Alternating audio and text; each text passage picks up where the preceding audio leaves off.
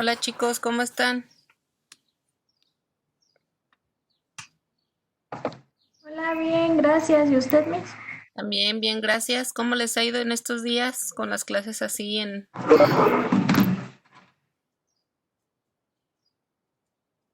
cómo les ha ido con las clases en línea? ¿Ya le agarraron la onda? ¿Todavía no? ¿Cómo les ha ido? Pues bien y mal. ¿Tú Yo todavía no me acostumbro. te acostumbras, Diana? ¿Todavía? No, no, me pesa demasiado levantarme en la mañana. Ok, muy bien. Pero pues ya, Ya le vas agarrando la onda. pues sí. Ok, muy bien. ¿Y a los demás? ¿Cómo les ha ido? ¿Cómo se han sentido en esta modalidad?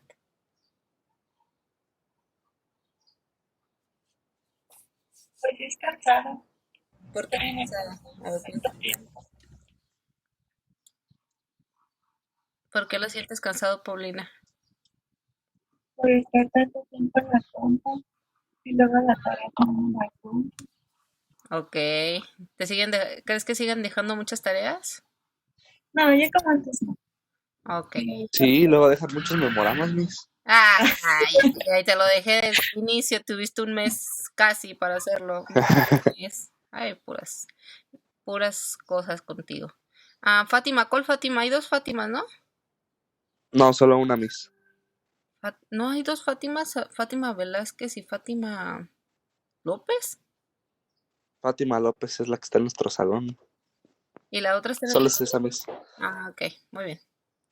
Está bien, no hay problema. Sí, recibí un mensaje, pero la verdad es que lo voy viendo apenas, entonces le dices que sí, ya aquí lo vi, que no hay problema. Ok, Ok.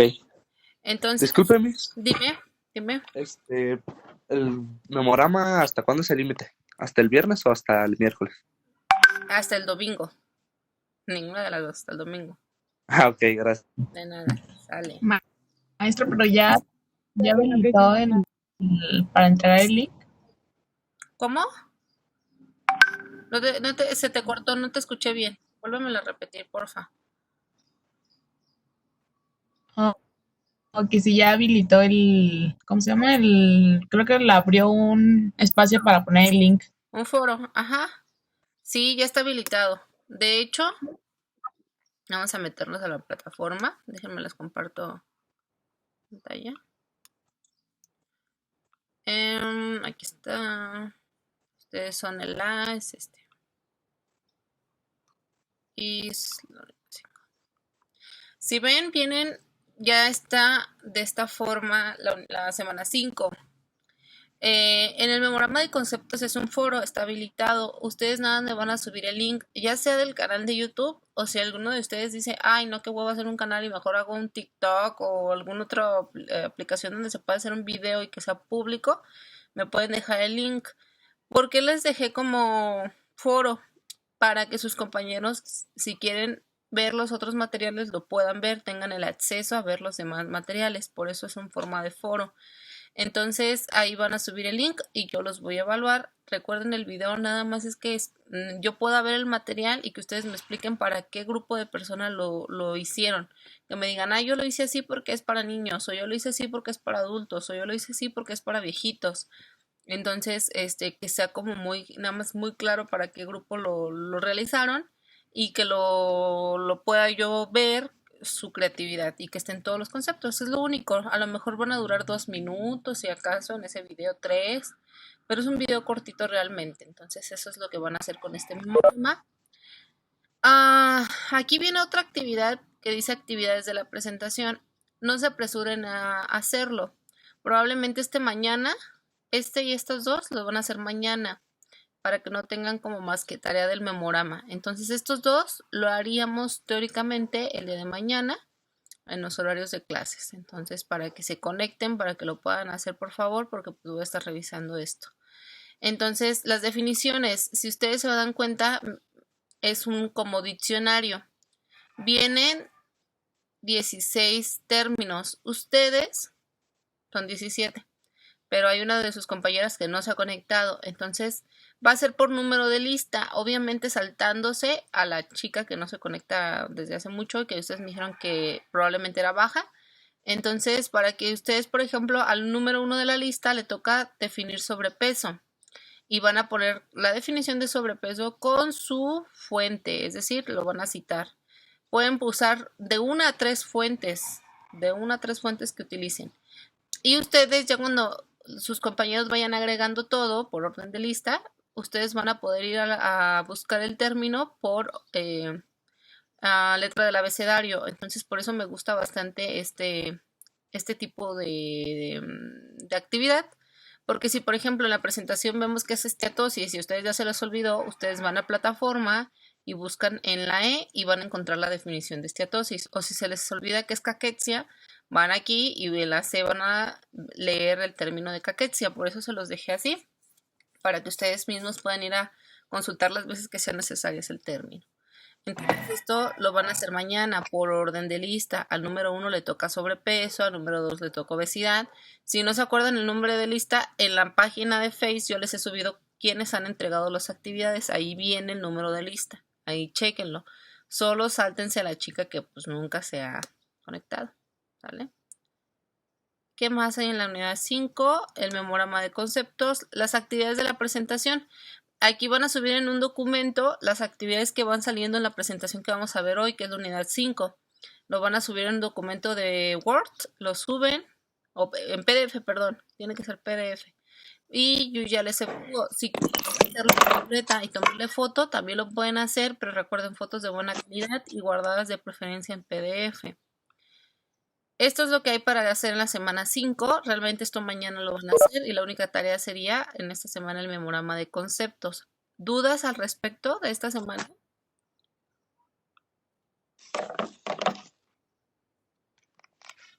Ok, al parecer no. Nada más para que vean cómo... ¿Alguien? ¿Quién? Sí. Sí, dime. Entonces, todos los trabajos que hemos hecho con usted, ¿se los vamos a adjuntar en un archivo y se lo mandamos? No. Ese que dice actividades de la presentación es de esta Ajá. presentación que vamos a ver ahorita. Son dos actividades que vienen aquí. Mira, te voy a enseñar la presentación. Aquí si ves viene una. Esta la tienes que hacer. Y acá viene otra. Esta la tienes que hacer. Y eso es lo que tú vas a subir. Nada más. ¿Sí queda claro? Sí, gracias. De nada. Si ven, ya terminamos la unidad 1, la 2, la 3, la 4 y vamos a iniciar con la 5, con macronutrientes. La siguiente semana no vamos a ver tema. Saben que semana de examen no veo temas. Les voy a dejar alguna actividad que nada más tendrían que realizar esa semana, una actividad sencilla y ya, una guía de estudio que les voy a pasar un link. El link está muy sencillo de usar. Ahí muchos de mis alumnos cuando les paso este link lo utilizan para hacer tareas y varias cosas. Se llama Quizlet. Tú entras, es gratuito y tú pones guías de estudio. Aquí tú le vas a poner crear.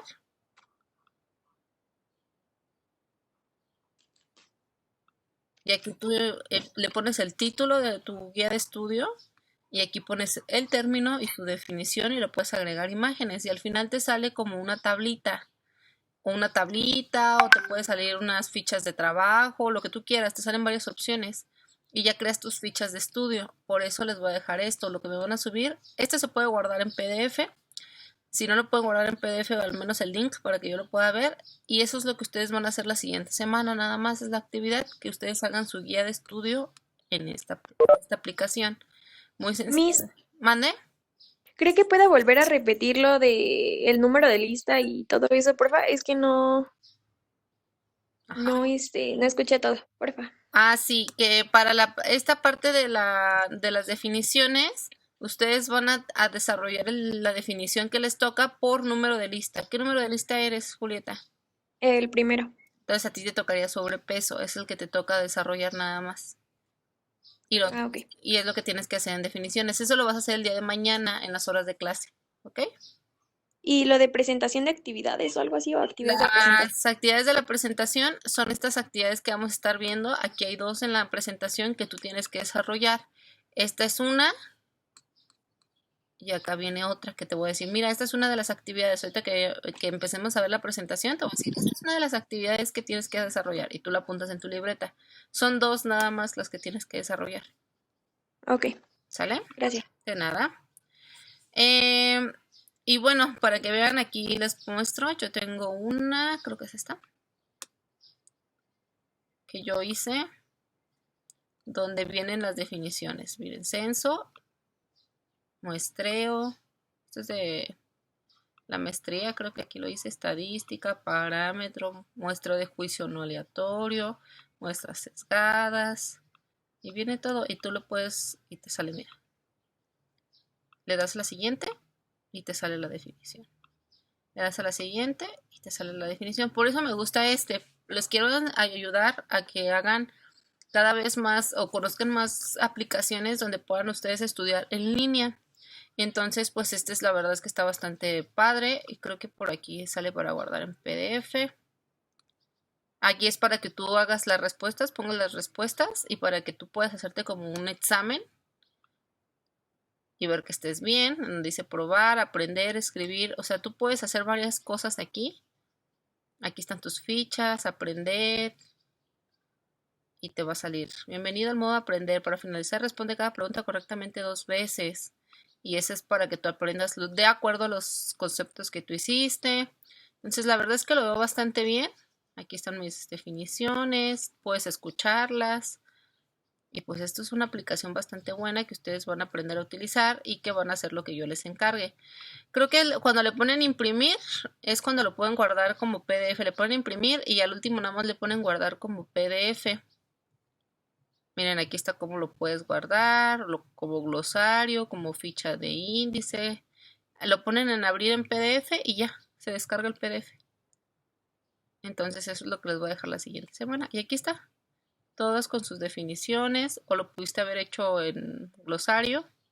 Sale así, pequeño sale así, grande sale así, ficha de índice sale así. Y aquí son las fichas. ¿Sale? Eso es lo que van a hacer para la siguiente semana. Ok. Nada más para explicarles un poquito de esta aplicación que a mí me encanta. Vamos a iniciar la clase del día de hoy. Hoy toca la unidad 5, que son macronutrientes. Aldrich, ¿qué es un hidrato de carbono?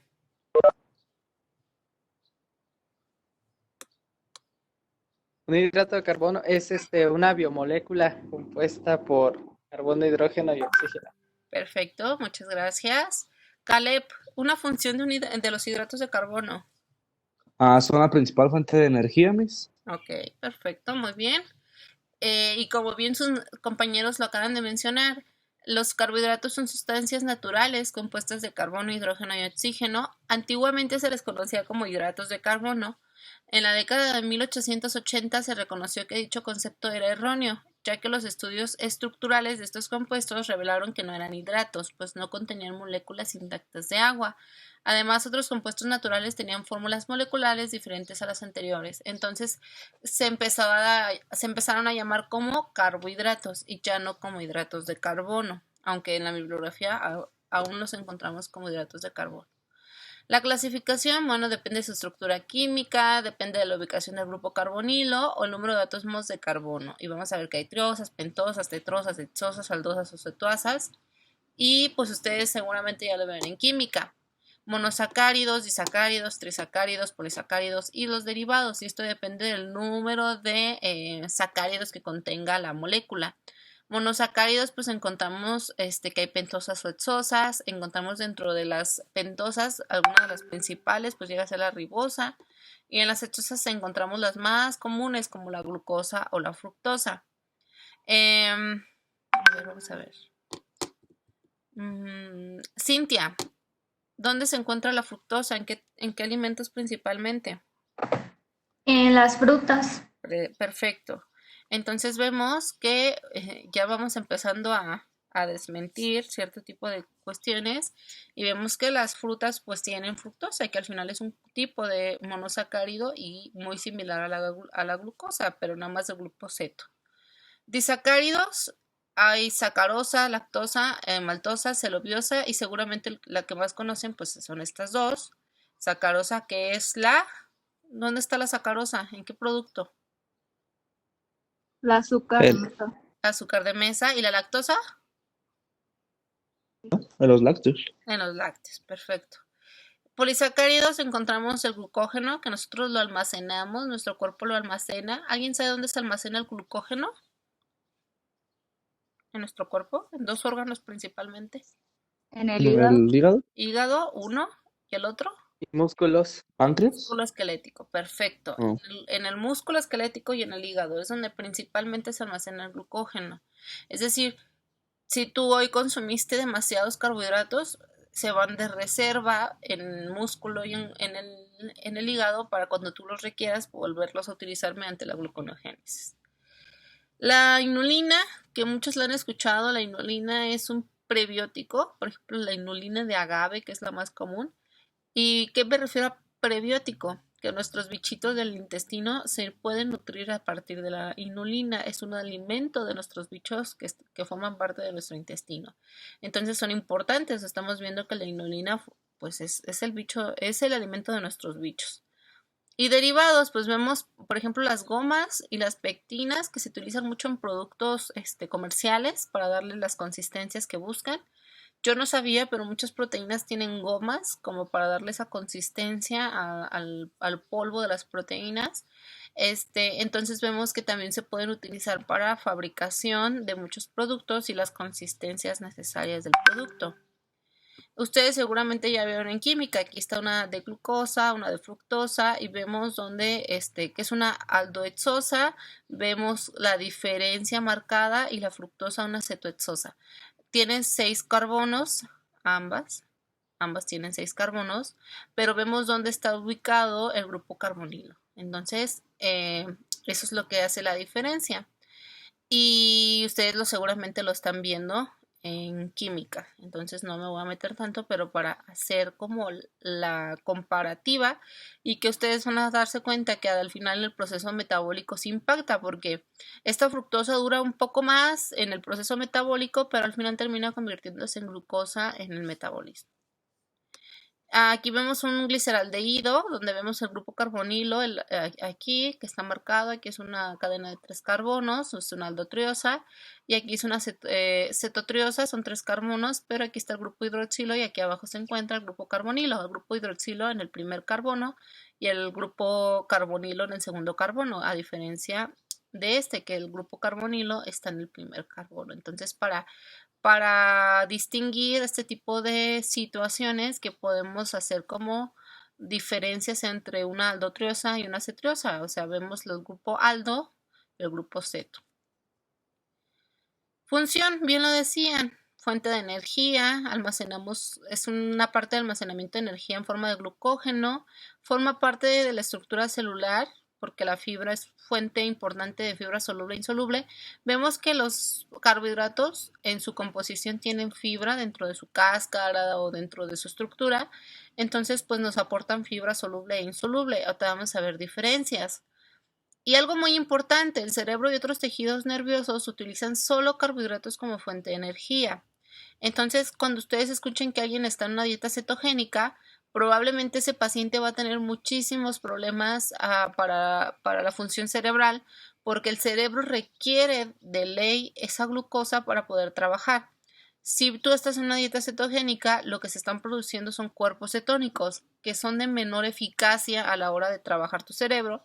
Entonces, probablemente los pacientes estén letargados, no presten atención y suele suceder que es por este tipo de fuentes energéticas que le estamos dando al cerebro, que en este caso es un cuerpo cetónico. Por eso la dieta cetogénica a mi gusto no es para cualquier persona, hay que ser muy cuidadosos a quién se le puede dar, porque me pasó con unas chicas que ya ahorita están en el servicio, que cuando yo les estaba dando clase en la materia de metabolismo hicieron dieta cetogénica y pues, no hombre, no daban no se concentraban y pues es por la producción de cuerpos cetónicos, esa es una realidad.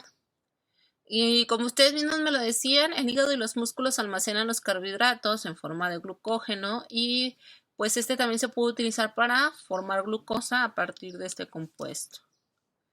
La glucosa es el combustible para la producción de energía que necesitamos para vivir y realizar cada una de las múltiples funciones como caminar, pensar, dormir, comer, trabajar. Y ojo, viene dormir, ¿sí? Cuando dormimos, nuestro cuerpo sigue trabajando. A mí me sorprende de la gente esos famosos influencers que andan diciendo cada sandez y que no tienes que cenar carbohidratos porque en la noche pues ya no trabaja tu cuerpo. Claro que trabaja, tu cuerpo no descansa y pues esperemos no descanse porque te morirías obviamente, pero obviamente es menor la actividad, puedes darle menos kilocalorías, eso sí es viable, pero tu cuerpo sigue trabajando durante la noche cuando duermes, entonces es importante que aprendamos y conozcamos esto. Y bueno, los carbohidratos a lo largo de la historia han sido la fuente primaria más abundante, disponible y económica de calorías y de energía para el hombre. Vemos que ha salvado a muchos países de hambrunas, por ejemplo la papa, que llegó a salvar a varios países de los periodos de hambruna, porque son muy disponibles y porque son de acceso, de costos muy accesibles. Entonces por eso llegan a ser la base de nuestra alimentación, porque nos da energía, son accesibles, no son costosos, entonces esto nos facilita mucho el conseguir este tipo de alimentos. La ingesta recomendada ya la vimos en la presentación pasada, del porcentaje es del 45 al 65%, siempre preferir carbohidratos complejos y evitar los carbohidratos simples, aunque hay pacientes a los que se pueden beneficiar del uso de carbohidratos simples, ahorita lo vamos a ver. Apréndanse cuánta fibra debemos de consumir al día, apréndanselo, por algo les estoy diciendo. Tenemos que consumir de 25 a 30 gramos al día. Si ustedes buscan artículos, la población mexicana llega a consumir menos de 15 gramos de fibra. Y esa es una de las razones por las cuales nuestros pacientes están súper estreñidos, nuestros pacientes tienen mayor riesgo de cáncer de colon o tienen mayor riesgo de problemas intestinales por el bajo consumo de fibra. Y pues gramos por kilogramo ya se los había explicado la clase pasada. ¿Y cuánto nos aporta un gramo de proteína? Pues 4 kilocalorías. Perdón, de carbohidratos, aquí me equivoqué, carbohidratos, 4 kilocalorías. Ok. Fuentes alimentarias, carbohidratos complejos y carbohidratos simples. Los complejos son aquellos granos enteros, llámese leguminosas, llámese pastas, pan, pero que sea integral, es decir, que todavía tenga la cáscara.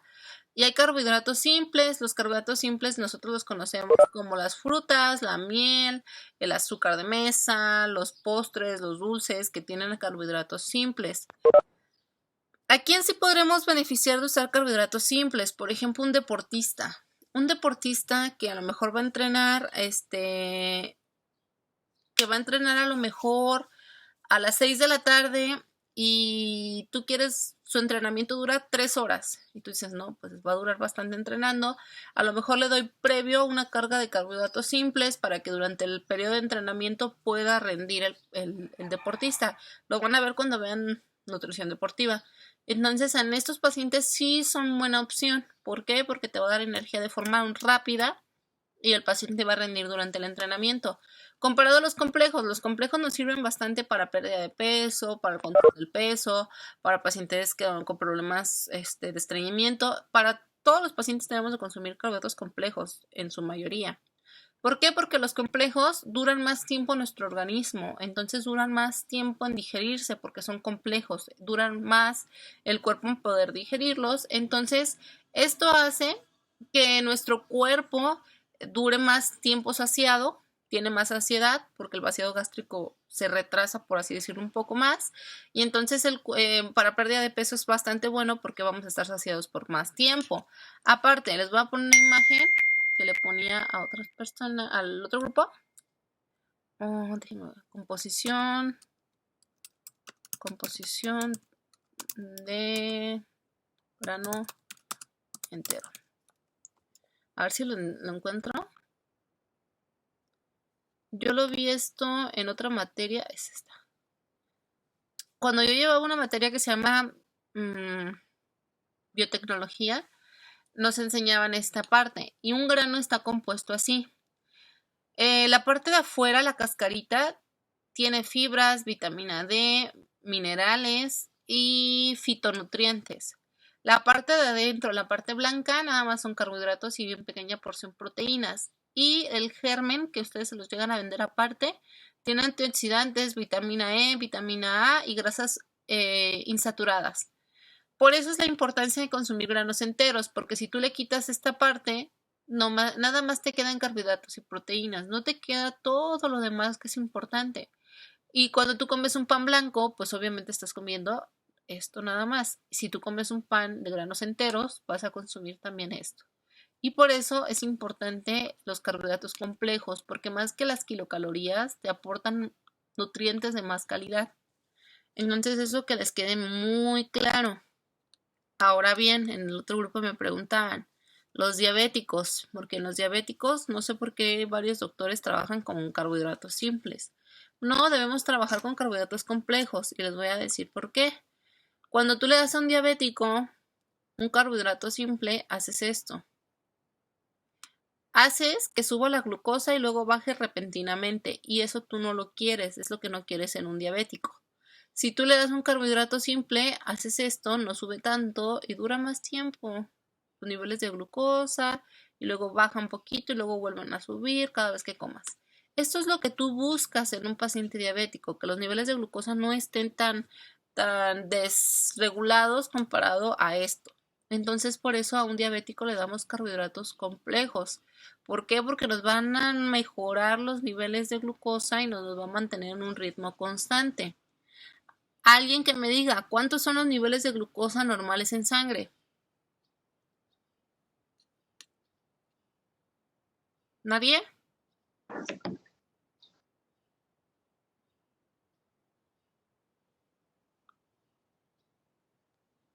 ¿110, Luis?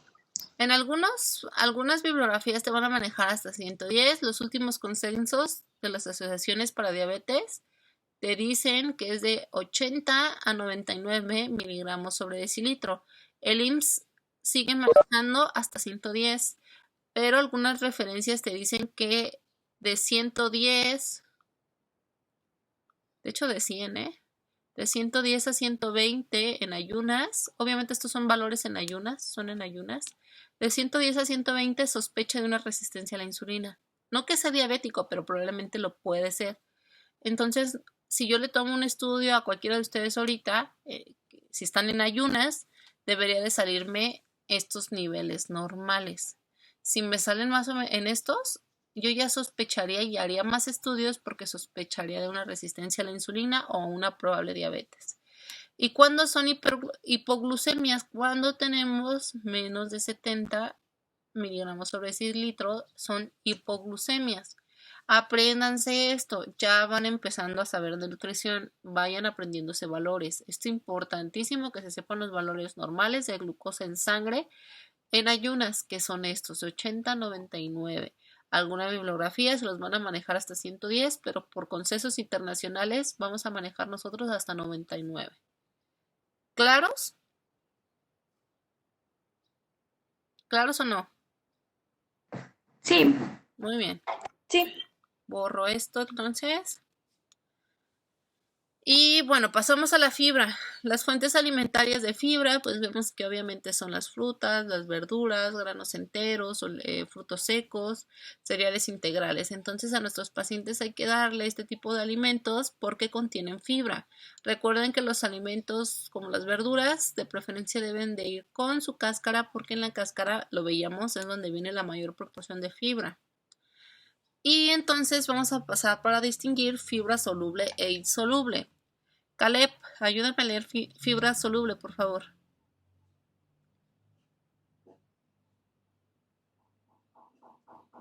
Dice, son solubles en agua con capacidad de formar geles que confieren volumen a las heces, hace lento el proceso de digestión, retrasa el vacío gástrico, aumenta la sensación de saciedad, siendo útiles para controlar el apetito y la obesidad. Síguele. ¿Dónde? ¿Abajo? Ajá. Se encuentran los... Ok. Se encuentran los frijoles, arvejas, manzanas, peras, cebada y avena especialmente. Ujú, La fibra soluble acompañada de bajas cantidades de grasa en la dieta contribuye a regular los niveles de colesterol sanguíneos. ujú. Síguele. Regula la velocidad de absorción intestinal de los azúcares de los alimentos, combatiendo las subidas de glucosa en la sangre, siendo beneficiosas para los diabéticos. Ayuda al cuerpo a absorber nutrientes vitales de los alimentos porque sus componentes son utilizados por la flora intestinal. Perfecto, muchas gracias. Entonces díganme 3 pacientes que deberían de consumir fibra soluble. Diabéticos, 1, perfecto. hipertensos, Bueno, hipertensos, obesos, muy bien. Y alguien que le beneficia mucho, que está marcado en estos 2 rengloncitos de aquí. ¿A quién le beneficiaría esto? ¿A qué condición? a personas que sufren de estreñimiento, No, todo lo contrario. ok, ¿Cuál sería entonces? los que tienen diarrea. Los que tienen diarrea, porque si ves, esta fibra le da la capacidad de formar este volumen a las heces, forman geles. ¿Y qué pasa cuando tienes diarreas, sobre todo acuosas? Pues no tienen volumen las heces. Hay que darle una fibra que le confiera ese volumen a la heces fecal. Entonces, en personas con diarrea, y aparte hace lento el proceso de digestión, retrasa el vaciado gástrico. Recuerda que cuando tú tienes diarrea, el vaciado gástrico está acelerado. Entonces, tú lo que quieres es que ya no esté tan acelerado el vaciado gástrico para que se puedan absorber nutrientes y para que no tenga el paciente estos periodos de diarrea. Entonces se le da fibra soluble. Ojo con eso, ojo con eso. Por algo les digo. Ahora, Cintia, ayúdame a leer fibra insoluble, por favor. Sí, fibra insoluble. No se disuelve en agua, pero retiene gran cantidad de ella. Ayuda a los alimentos a pasar más rápidamente a través del estómago y los intestinos. Posee un efecto laxante superior a la fibra soluble. Se encuentra en el salado de trigo, granos enteros y algunas verduras. Previene el estreñimiento, las divertículis, al disminuir el tiempo de tránsito intestinal de los alimentos si es ingerida diariamente. Facilita las deposiciones. El consumo de fibra asociado a los vegetales que contienen micronutrientes protectores del cáncer y al menor consumo de alimentos de origen animal generan un estilo más saludable. Muy bien, Cintia. 3 pacientes que utilizarías fibra insoluble. Pues las que tienen, pues obviamente que sufren de estreñimiento. Ujú. Es una. ¿Quién más puede ser? A lo mejor los que tienen un metabolismo más como lento, por así decirlo. Recuerden O que... sea, bueno, que les cuesta trabajo digerir ciertos alimentos, Ándale. por así decirlo. Porque Intestino no se puede perezoso. hacer metabolismo lento o rápido. Ajá, intestino perezoso. Ok. Exacto.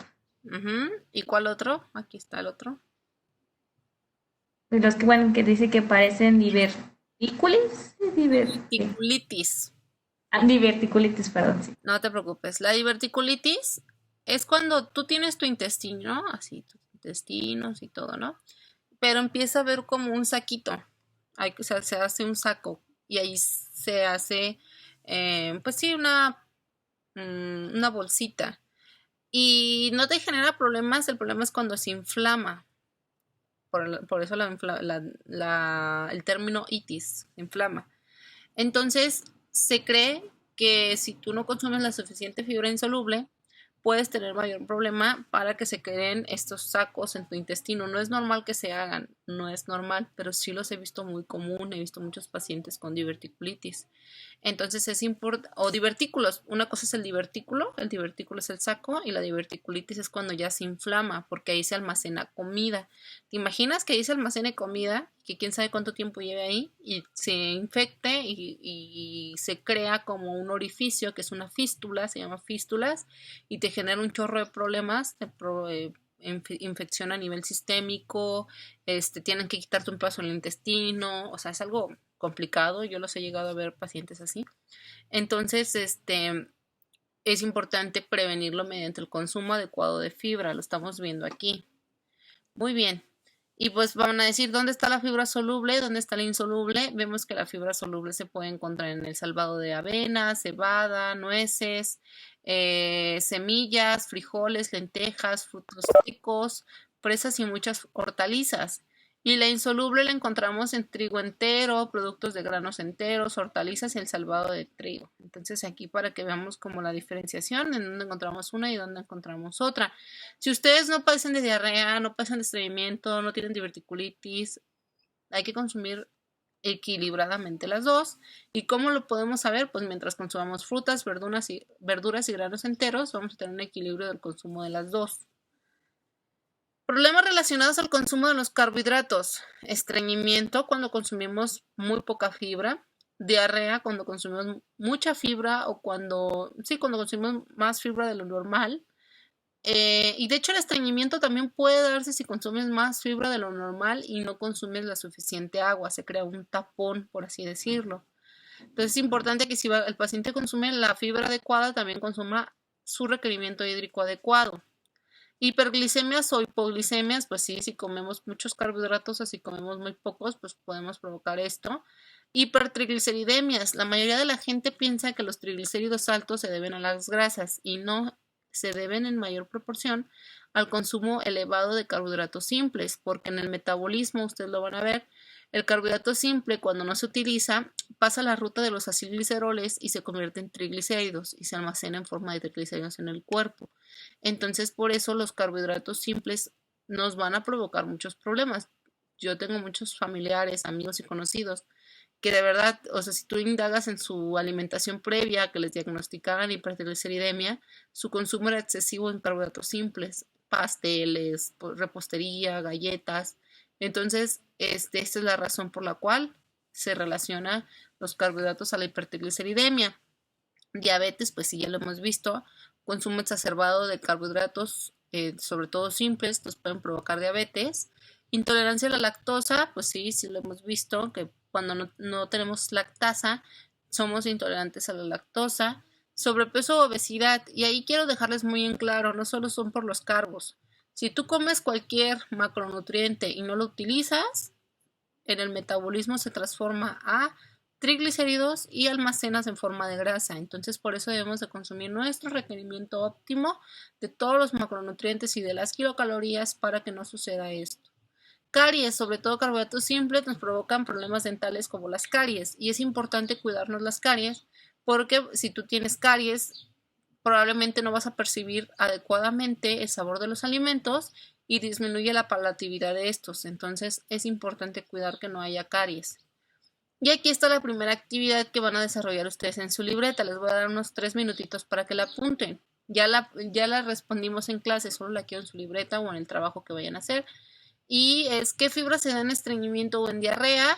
En ambas me tienen que poner para estreñimiento es esta fibra, para diarrea es este tipo de fibra. En qué caso es soluble e insoluble.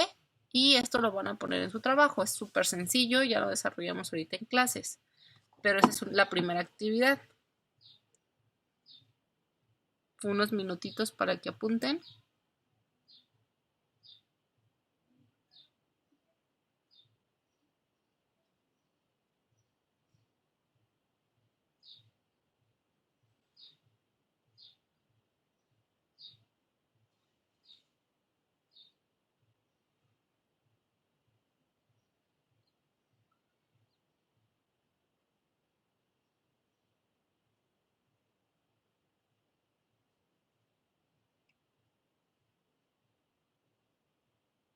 Ok, vamos a pasar a la siguiente. Vamos a pasar a los lípidos. Diana, dime una función de los lípidos, por favor.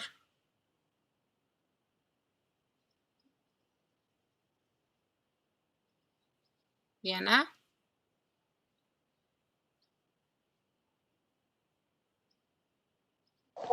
Yo lo puedo decir, Miss. Dime. Como en la regulación de hormonas. Perfecto, muy bien. Regulación hormonal, muy bien.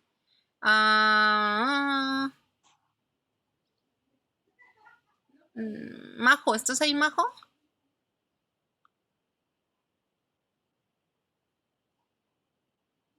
Son reserva de energía. Diana Martínez, perfecto. Muy bien, Diana. Majo. No está Majo. Jimena Ceballos Rangel, ¿estás por ahí? Sí, aquí estoy. Muy bien, Jimé. Cuéntanos, ¿cómo es la estructura de un lípido químicamente? ¿Qué te acuerdas? ¿Así en general o algunas funciones? General. Bueno, yo los lípidos, pues me acuerdo que se dividen en origen animal y en origen vegetal. Ajá, También funcionan como, o sea, recubren los órganos vitales.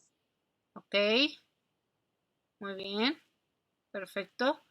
Paulín, ¿estás por ahí, Paulín? Sí, Miss. ¿Qué más le agregarías? ¿Qué otra función o qué parte o qué es importante de su estructura química? ¿Qué más le agregarías?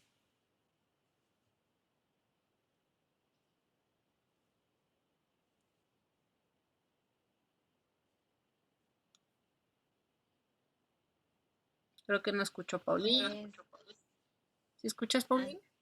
no, Miss. Pues que también sirven como fuente de calor. Ok, La grasa pues nos da un poco de temperatura corporal cuando hay frío. ok, muy bien. Bueno, pues vamos a empezar. Muchas gracias a todos. ¿Puedo agregar algo, Miss? Sí, dime. También funcionan como función de estructura en las membranas. Perfecto, perfecto. Eso es muy importante. Para cuando escuchen a algún colega o algún influencer decir que los lípidos son malísimos, pues te quedas como de, no es cierto porque forman parte de las membranas. Lo importante es saber qué tipo de lípidos y ya cuando ustedes van siendo nutriólogos cada vez más formados, van a darse cuenta que pues el tipo de lípidos es lo que nos dice qué tan bien le podemos hacer a nuestro cuerpo o qué tan mal. Hay algo que se llama peroxidación lipídica, sucede en las membranas justamente y es cuando consumimos exageradamente lípidos del tipo omega 6 y omega 9. Y les digo porque me pasó algo muy curioso. Hace unos días me buscó una familiar para un tratamiento nutricional a distancia, le dije que sí, ella es de Cuitzeo, y me comenta que ella no come pescados, no le gusta el sabor o algo así, o le causa malestar, no me acuerdo. Y que su nutriólogo de Cuitzeo le puso omega 3, 6 y 9. Y yo le dije, ¿pero por qué te pone omega 6 y 9? Las fuentes de omega 6 y 9 son muy abundantes, están en los aceites, están en muchísimos alimentos muy comunes. Entonces las fuentes son, o sea, no hay necesidad que te suplementes con omega 6 y 9 en nadie, porque en las encuentras muy fácilmente en las fuentes alimenticias. En comparación al omega 3, que lo encuentras en fuentes alimenticias con poca disponibilidad en México, como el salmón salvaje de Alaska o de aguas frías, o pescados de aguas frías, que llegan a ser muy caros por la exportación. Entonces yo le dije, ¿sabes qué? Pues ya acabas de ese frasco, pero la realidad es que necesito que consumas puro omega 3, no consumas nada que tenga omega 6 y 9. Pero fíjense cómo a un colega que pues quizá nunca tomó la clase a profundidad no distinguió esto. ¿Y qué haces cuando consumes mucho omega 6 y 9? Fomentas la peroxidación lipídica. La capita de esas células empiezan a peroxidar y se producen radicales libres, hay envejecimiento prematuro, hay inflamación sistémica, tu sistema inmune ahí anda también atacando porque pues es algo que no es natural, no es correcto. Entonces, pues eso tan sencillito que es un balance adecuado entre los omegas, pues mucha gente no lo conoce y muchos colegas desgraciadamente no lo aplican. Entonces, para que ustedes conozcan esta parte. Muy bien, muchas gracias por tu aportación, Caleb. Se considera que los lípidos son un grupo de biomoléculas que se caracterizan por ser poco y nada solubles en agua, ustedes lo han visto, y es por esto mismo, por cómo está conformada su molécula. Entonces, son muy solubles en disolventes orgánicos no polares. Aunque químicamente heterogéneos, todos presentan un denominador común estructural que es la totalidad, o al menos en una parte significativa de su molécula, es de naturaleza hidrocarbonada y por lo tanto apolar, no es soluble en agua. Este rasgo estructural común es el que corresponde o el responsable de su insolubilidad en el agua y de su solubilidad en disolventes no polares. Eso es lo común. Y hay saponificables y no saponificables. Vemos que en saponificables hay sencillos, como las grasas y las ceras. En los compuestos hay fosfolípidos, esfingolípidos, glucolípidos, lipoproteínas, en los cuales están unidos a otro grupo. Y no saponificables están los esteroides, los carotenoides y las vitaminas liposolubles. Entonces, esto es como lo clasificamos químicamente, que seguramente ya recordarán en las clases de química, que así se clasifican por estructura química los lípidos. Y aquí está otra. Los lípidos pueden ser ácidos grasos o lípidos complejos. Los ácidos grasos hay saturados e insaturados. Lípidos complejos hay lipoproteínas o glucolípidos. También encontramos los glicéridos que contienen glicerol, como glicéridos neutros, fosfoglicéridos y triglicéridos, y lípidos que no contienen glicerol, como esfingolípidos, esteroides, ceras y terpenos. Esta es otra clasificación un poco más larga, pero también por estructura química. Yo no les voy a preguntar nada de química, porque mi clase no es química, pero sí me gusta que recuerden. Es importante.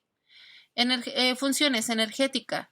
Pueden utilizarse como reserva energética debido a que aportan más del doble de energía que la producción de glúcidos, y nosotros lo hemos visto, tiene 9 kilocalorías, entonces nos aporta demasiada energía.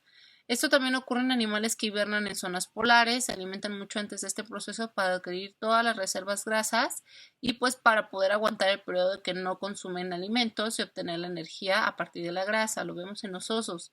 Los osos, su evolución ha hecho que ellos sepan hibernar y que ellos sepan que van a hibernar, entonces consumen alimentos en mucha cantidad para llenar los almacenes de grasa y que de esta forma pues no exista una desnutrición o no se mueran durante la hibernación. Y nosotros también, chicos, tenemos una capacidad de reserva a través de la historia. Nuestra genética es súper importante. ¿Y qué ha pasado con nosotros? Bueno, nosotros antes éramos cazadores, ¿no? Y durábamos tiempo sin encontrar alimento. Entonces, lo que nuestro cuerpo tiene es un gen por ahí en el cual él sabe que si tú no comes alimentos, se activa este gen y dice, ok, todo lo que coma lo voy a utilizar de reserva porque esta persona casi no me da alimento, entonces yo no sé, entro en una fase de ahorro energético y tengo que llenar mis reservas de grasa por si esta persona otra vez no me da comida. Pasan las anoréxicas, ellas activan esta reserva. ¿Por qué? Porque la anorexia es así. El cuerpo dice, pues no me está dando comida esta mujer, fácil, o me da muy poca comida de la que yo ocupo. Entonces, todo lo que me dé, voy a trabajar más, pero lo voy a almacenar en forma de grasa para cuando no me vuelva a dar comida, yo tener una fuente de grasa. Obviamente, esta regulación no dura tanto, dura a lo mejor 1 año o 2 años, y llega un periodo en el que ya no hay forma en la de que tú te pueda mantener tu cuerpo, y entonces empieza a haber problemas sistémicos y la paciente puede fallecer por un infarto al corazón o por problemas respiratorios porque te acabaste el músculo el músculo cardíaco, te acabaste el músculo pulmonar porque pues estaba utilizando para que tú obtuvieras energía. Y eso es lo que pasa, ese es nuestro gen. Por eso cuando vienen conmigo a la consulta y me dicen, es que de verdad yo he llegado a dejar de comer, me quedo así como de, estás activando tu gen ahorrador. De hecho, así se llama el gen ahorrador. Y lo que estás haciendo es aumentar tu grasa corporal porque tu cuerpo es sabio y tu cuerpo sabe que no le estás dando de comer a veces. Entonces, la mejor opción no es dejar de comer porque activas este gen ahorrador. Solo para que lo sepan, hay estudios sobre eso en genética.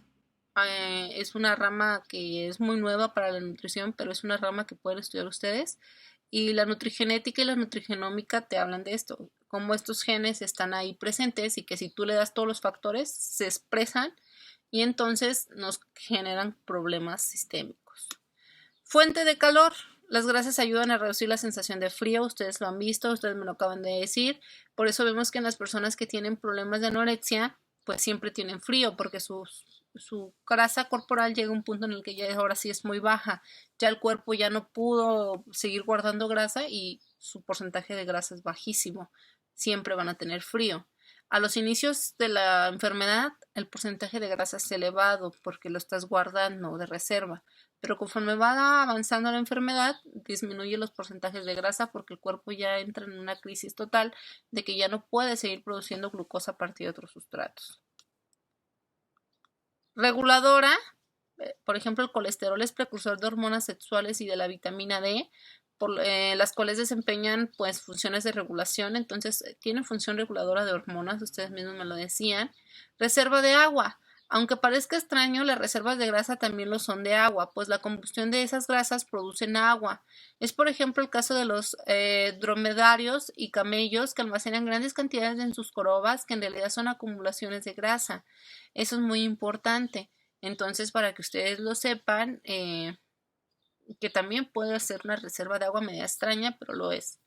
Y el transporte, ustedes saben que las vitaminas liposolubles ocupan este tipo de grasas para poder transportarse. La grasa dietética suministra los ácidos grasos esenciales como el linolénico y el linoleico, siendo necesarios para transportar vitaminas A, D, E y K, que son solubles en grasas y para ayudar en la absorción intestinal. Para que estas vitaminas se absorban requieren grasas, entonces por eso es importantísimo las grasas en nuestra alimentación. Estructural, hay distintos tipos de lípidos como el colesterol y los fosfolípidos que constituyen parte de las membranas biológicas, como bien lo decía Caleb. Protectora, como bien lo decía Pauline, lo decían las otras compañeras, Cintia, no me acuerdo qué más decía, que las lípidos y grasas son un protector de órganos como corazón o riñones, pues crean una capa alrededor que protegen de posibles golpes. Ojo, debemos tener una pequeña capa, tampoco es que sea un montón y luego estamos viendo autopsias de obesos y pues es una capota de grasa. Eso tampoco está bien porque si son unas capotas de grasa, infiltran el tejido y te causan muchísimos problemas de peroxidación, de oxidación de lípidos. Entonces tampoco es que tengamos una super capa protectora, es poquito lo que debe de haber para proteger de posibles golpes. El porcentaje ya saben, del 20 al 35%, apréndanse también esta distribución, menos del 7% de grasas saturadas, 10% poliinsaturadas y del 10 a 15 monoinsaturadas y menos de 300 miligramos de colesterol al día. Apréndanse esto, chicos, apréndanse, los puede venir en su examen. Por favor, apréndanselo. Un gramo de lípidos aporta 9 kilocalorías, ustedes lo saben, y ya también vimos cuántos gramos por kilogramo debemos de dar. Eso es importante. Y las fuentes, es importantísimo conocer las fuentes de los lípidos. Grasa saturada lo vemos que está presente en mantequilla, en algunos quesos, carne, productos cárnicos, leche y yogur enteros. Leche y yogur enteros. En los descremados pues no hay tanta grasa saturada. Son las que nosotros debemos de evitar, y yo aquí agregaría el aceite de coco, que tanto les encanta usar. El aceite de coco lo agregaría porque es una grasa saturada pero de origen vegetal. Entonces estos alimentos son los que nosotros debemos de evitar consumir en mucha proporción. Ya vimos, menos del 7% de nuestro gasto energético total debe de ser aportado en grasa saturada, entonces nada casi. Grasa monoinsaturada, estos los podemos consumir del 10 al 15% y está en frutos secos, cacahuates, aguacates y aceite de oliva. Es decir, esta es la mayor proporción de tipo de grasas que debemos de consumir. Grasa poliinsaturada, que es el 10%, debe ser salmón, truchas, nueces, soya, aceites y semillas de girasol. Ojo, el salmón debe ser salvaje, las truchas deben de ser de agua fría. Entonces es como súper complicado cumplir con el porcentaje. Son productos que no son tan baratos, entonces pues llega a ser un poquito complicado. Ahí yo casi a todos mis pacientes, cuando no me comen salmón o no les gusta o no tienen el poder adquisitivo, yo sí les pongo suplementos omega 3. Casi siempre trabajo con el suplemento de omega 3. Ácidos grasos trans, no debemos de consumirlos. Margarina, papas fritas, pasteles, galletas y otros alimentos procesados, porque las grasas trans son bastante nocivas para las membranas celulares, entonces hay que evitar grasas trans. El colesterol, que viene en carne, leche, queso cremoso, camarones, huevo, mantequilla, nieve, pan, galletas elaboradas con alimentos de origen animal. Ya sabemos que debemos de consumir menos de 300 miligramos de colesterol, es decir, también consumir muy pocas cantidades de estos alimentos. Y la lecitina o los fosfolípidos los podemos encontrar en la yema del huevo, hígado, germen de trigo y cacahuates. Y la lecitina van a ver cuando lleguen a nutrición deportiva que puede tener efectos positivos para algunos deportistas, pero ya lo verán más adelante. Problemas relacionados al consumo. Las enfermedades por almacenamiento de lípidos se heredan de uno o ambos padres, es decir, si tú tienes un papá con una de estas enfermedades o ambos papás con estas enfermedades, pues vas a tener un gen defectuoso y te va a producir problemas en la almacenación de lípidos. Esta es la otra actividad que es investigar estas enfermedades. Esta ya es la segunda actividad que te pido, que me vas a entregar en el apartado de actividades de la presentación, y es la enfermedad de Gaucher, enfermedad de Niemann-Pick, enfermedad de Fabry, enfermedad de Farber, gangliosidosis, enfermedad de Wolman, xantomatosis, cerebrotendinosa, citosterolemia, enfermedad de Repsum, enfermedad de Tay-Sachs. Por favor, apúntenlas. Todas estas me las van a poner ahí en su tarea que les estoy pidiendo el día de mañana. Apúntenlas, les doy 3 minutitos para que las apunten. ¿Dijo que era para mañana? Sí, mañana lo vamos a hacer en las horas de clase, no te preocupes, pero para que ya los tengas apuntados.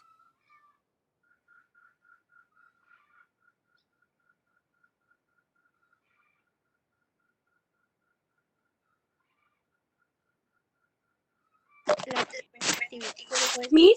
Mande. ¿Qué pasó? Miss, Dime. ¿la primera actividad es para ahorita o también Mañana. entregas? Ah, ok. Sí, mañana, no te apures. Yo tenía otra pregunta, Miss. Dime.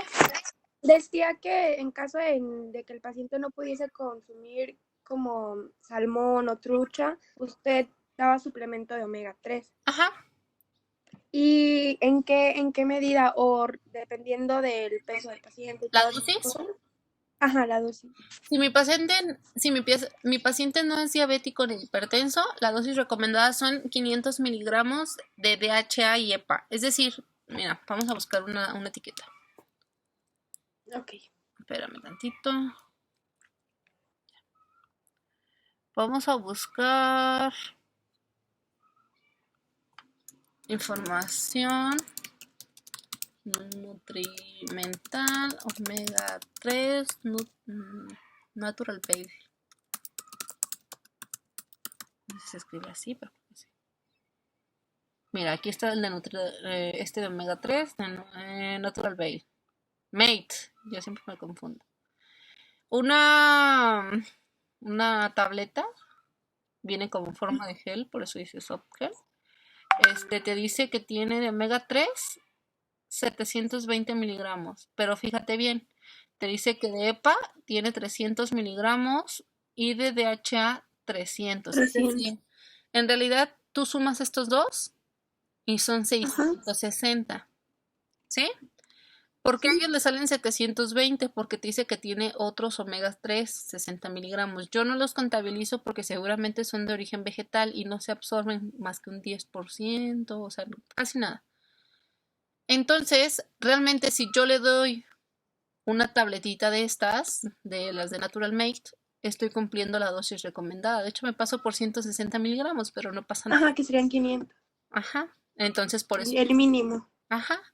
Yo por eso utilizo este suplemento. También es importante que veas los ingredientes, porque los ingredientes, esta sí es de origen de pescado, porque luego ves que te chía y linaza y pues no se absorbe en su totalidad. Entonces, siempre que veas EPA y DHA, son los dos que deben de tener. Estos otros omega que te dicen aquí no los contabilices, solo contabiliza EPA y DHA y que te dé 500, al menos 500 miligramos. En este caso, este suplemento que yo es el que uso con mis pacientes es excelente. Otro que es muy bueno es el de Usana, pero yo no lo utilizo porque es muy caro. Para mi gusto es muy caro, te venden muy cara la marca. Y este es más económico, a mis pacientes les gusta más y ves, de hecho si ves está agotado en Costco. O sea, lo tienen que comprar en Mercado Libre mis pacientes ahorita, pero sí es bastante bueno este suplemento. Para pacientes sin problemas, 500 miligramos. Si tu paciente tiene diabetes, se recomienda 1 gramo, de 500 miligramos a 1 gramo. Es decir, le tendría que dar 2 tabletitas de estas. Si mi paciente tiene hipertensión, 1 gramo. Tengo que darle 1 gramo al paciente. Y si mi paciente tiene dislipidemias, le tengo que dar 2 gramos. Porque los estudios nos demuestran que en estas cantidades tiene un efecto el omega 3. Entonces, otra vez, pacientes normales, 500 miligramos. Pacientes con diabetes, de 500 a 1 gramo. Pacientes con hipertensión, 1 gramo. Y 1 pacientes gramo. con dislipidemias, 2 gramos. Sí, tengo una pregunta. Gracias, Miss. ¿De nada? Dime. En ese de las cantidades que estaba diciendo, por ejemplo, si una persona tiene 2 patologías, por ejemplo, si es diabética, pero también tiene dislipidemia, ¿ahí cómo se va a regular? Igual sería 1 gramo. Si tiene diabetes y dislipidemias, ahí usas la enfermedad que más requiere. Entonces, en este caso sería la dislipidemia y le darías 2 gramos. 2 gramos. Ah, ok. Ujú. Si tienes un paciente con diabetes e hipertensión, en ese caso da el gramo, o sea, no das 500, das el gramo. Ok. ¿Dudas? Bueno, ya está. Gracias. De nada. Problemas relacionados al consumo de los lípidos, sobrepeso y obesidad, ya sabemos que sí, se almacenan más fácil como forma de triglicéridos y acilgliceroles, hipercolesterolemia o hipocolesterolemia, que ambas son complicadas porque si tienes hipercolesterolemia tienes enfermedades cardiovasculares probablemente, y si tienes una hipocolesterolemia tienes mayor riesgo de mortalidad porque también tú requieres colesterol para muchas funciones. Entonces, ¿cuánto les había dicho que es lo normal de colesterol en sangre? Eso ya se los había dicho. Ya les había dado el valor. Menos de 200. Menos de 200 miligramos, déjame acuerdo si son miligramos o gramos. Son gramos. Menos de 200 gramos por decilitro. Ok, perfecto. ¿Cuándo es hipocolesterolemia? Si el paciente tiene menos de 100 gramos por decilitro es hipocolesterolemia. Entonces tampoco es bueno que nuestros pacientes tengan menos de 100. Normalmente un rango adecuado es entre 100, 200, 100, 180. Pero menos de 100 también es mayor riesgo de mortalidad, sobre todo en pacientes hospitalizados. Entonces es importante que lo consideren. Cuando consumimos muchos lípidos nos provocan problemas cardiovasculares como la hipertensión y la aterosclerosis. Ya saben, se pegan. Nosotros tenemos, voy a hacer un dibujito.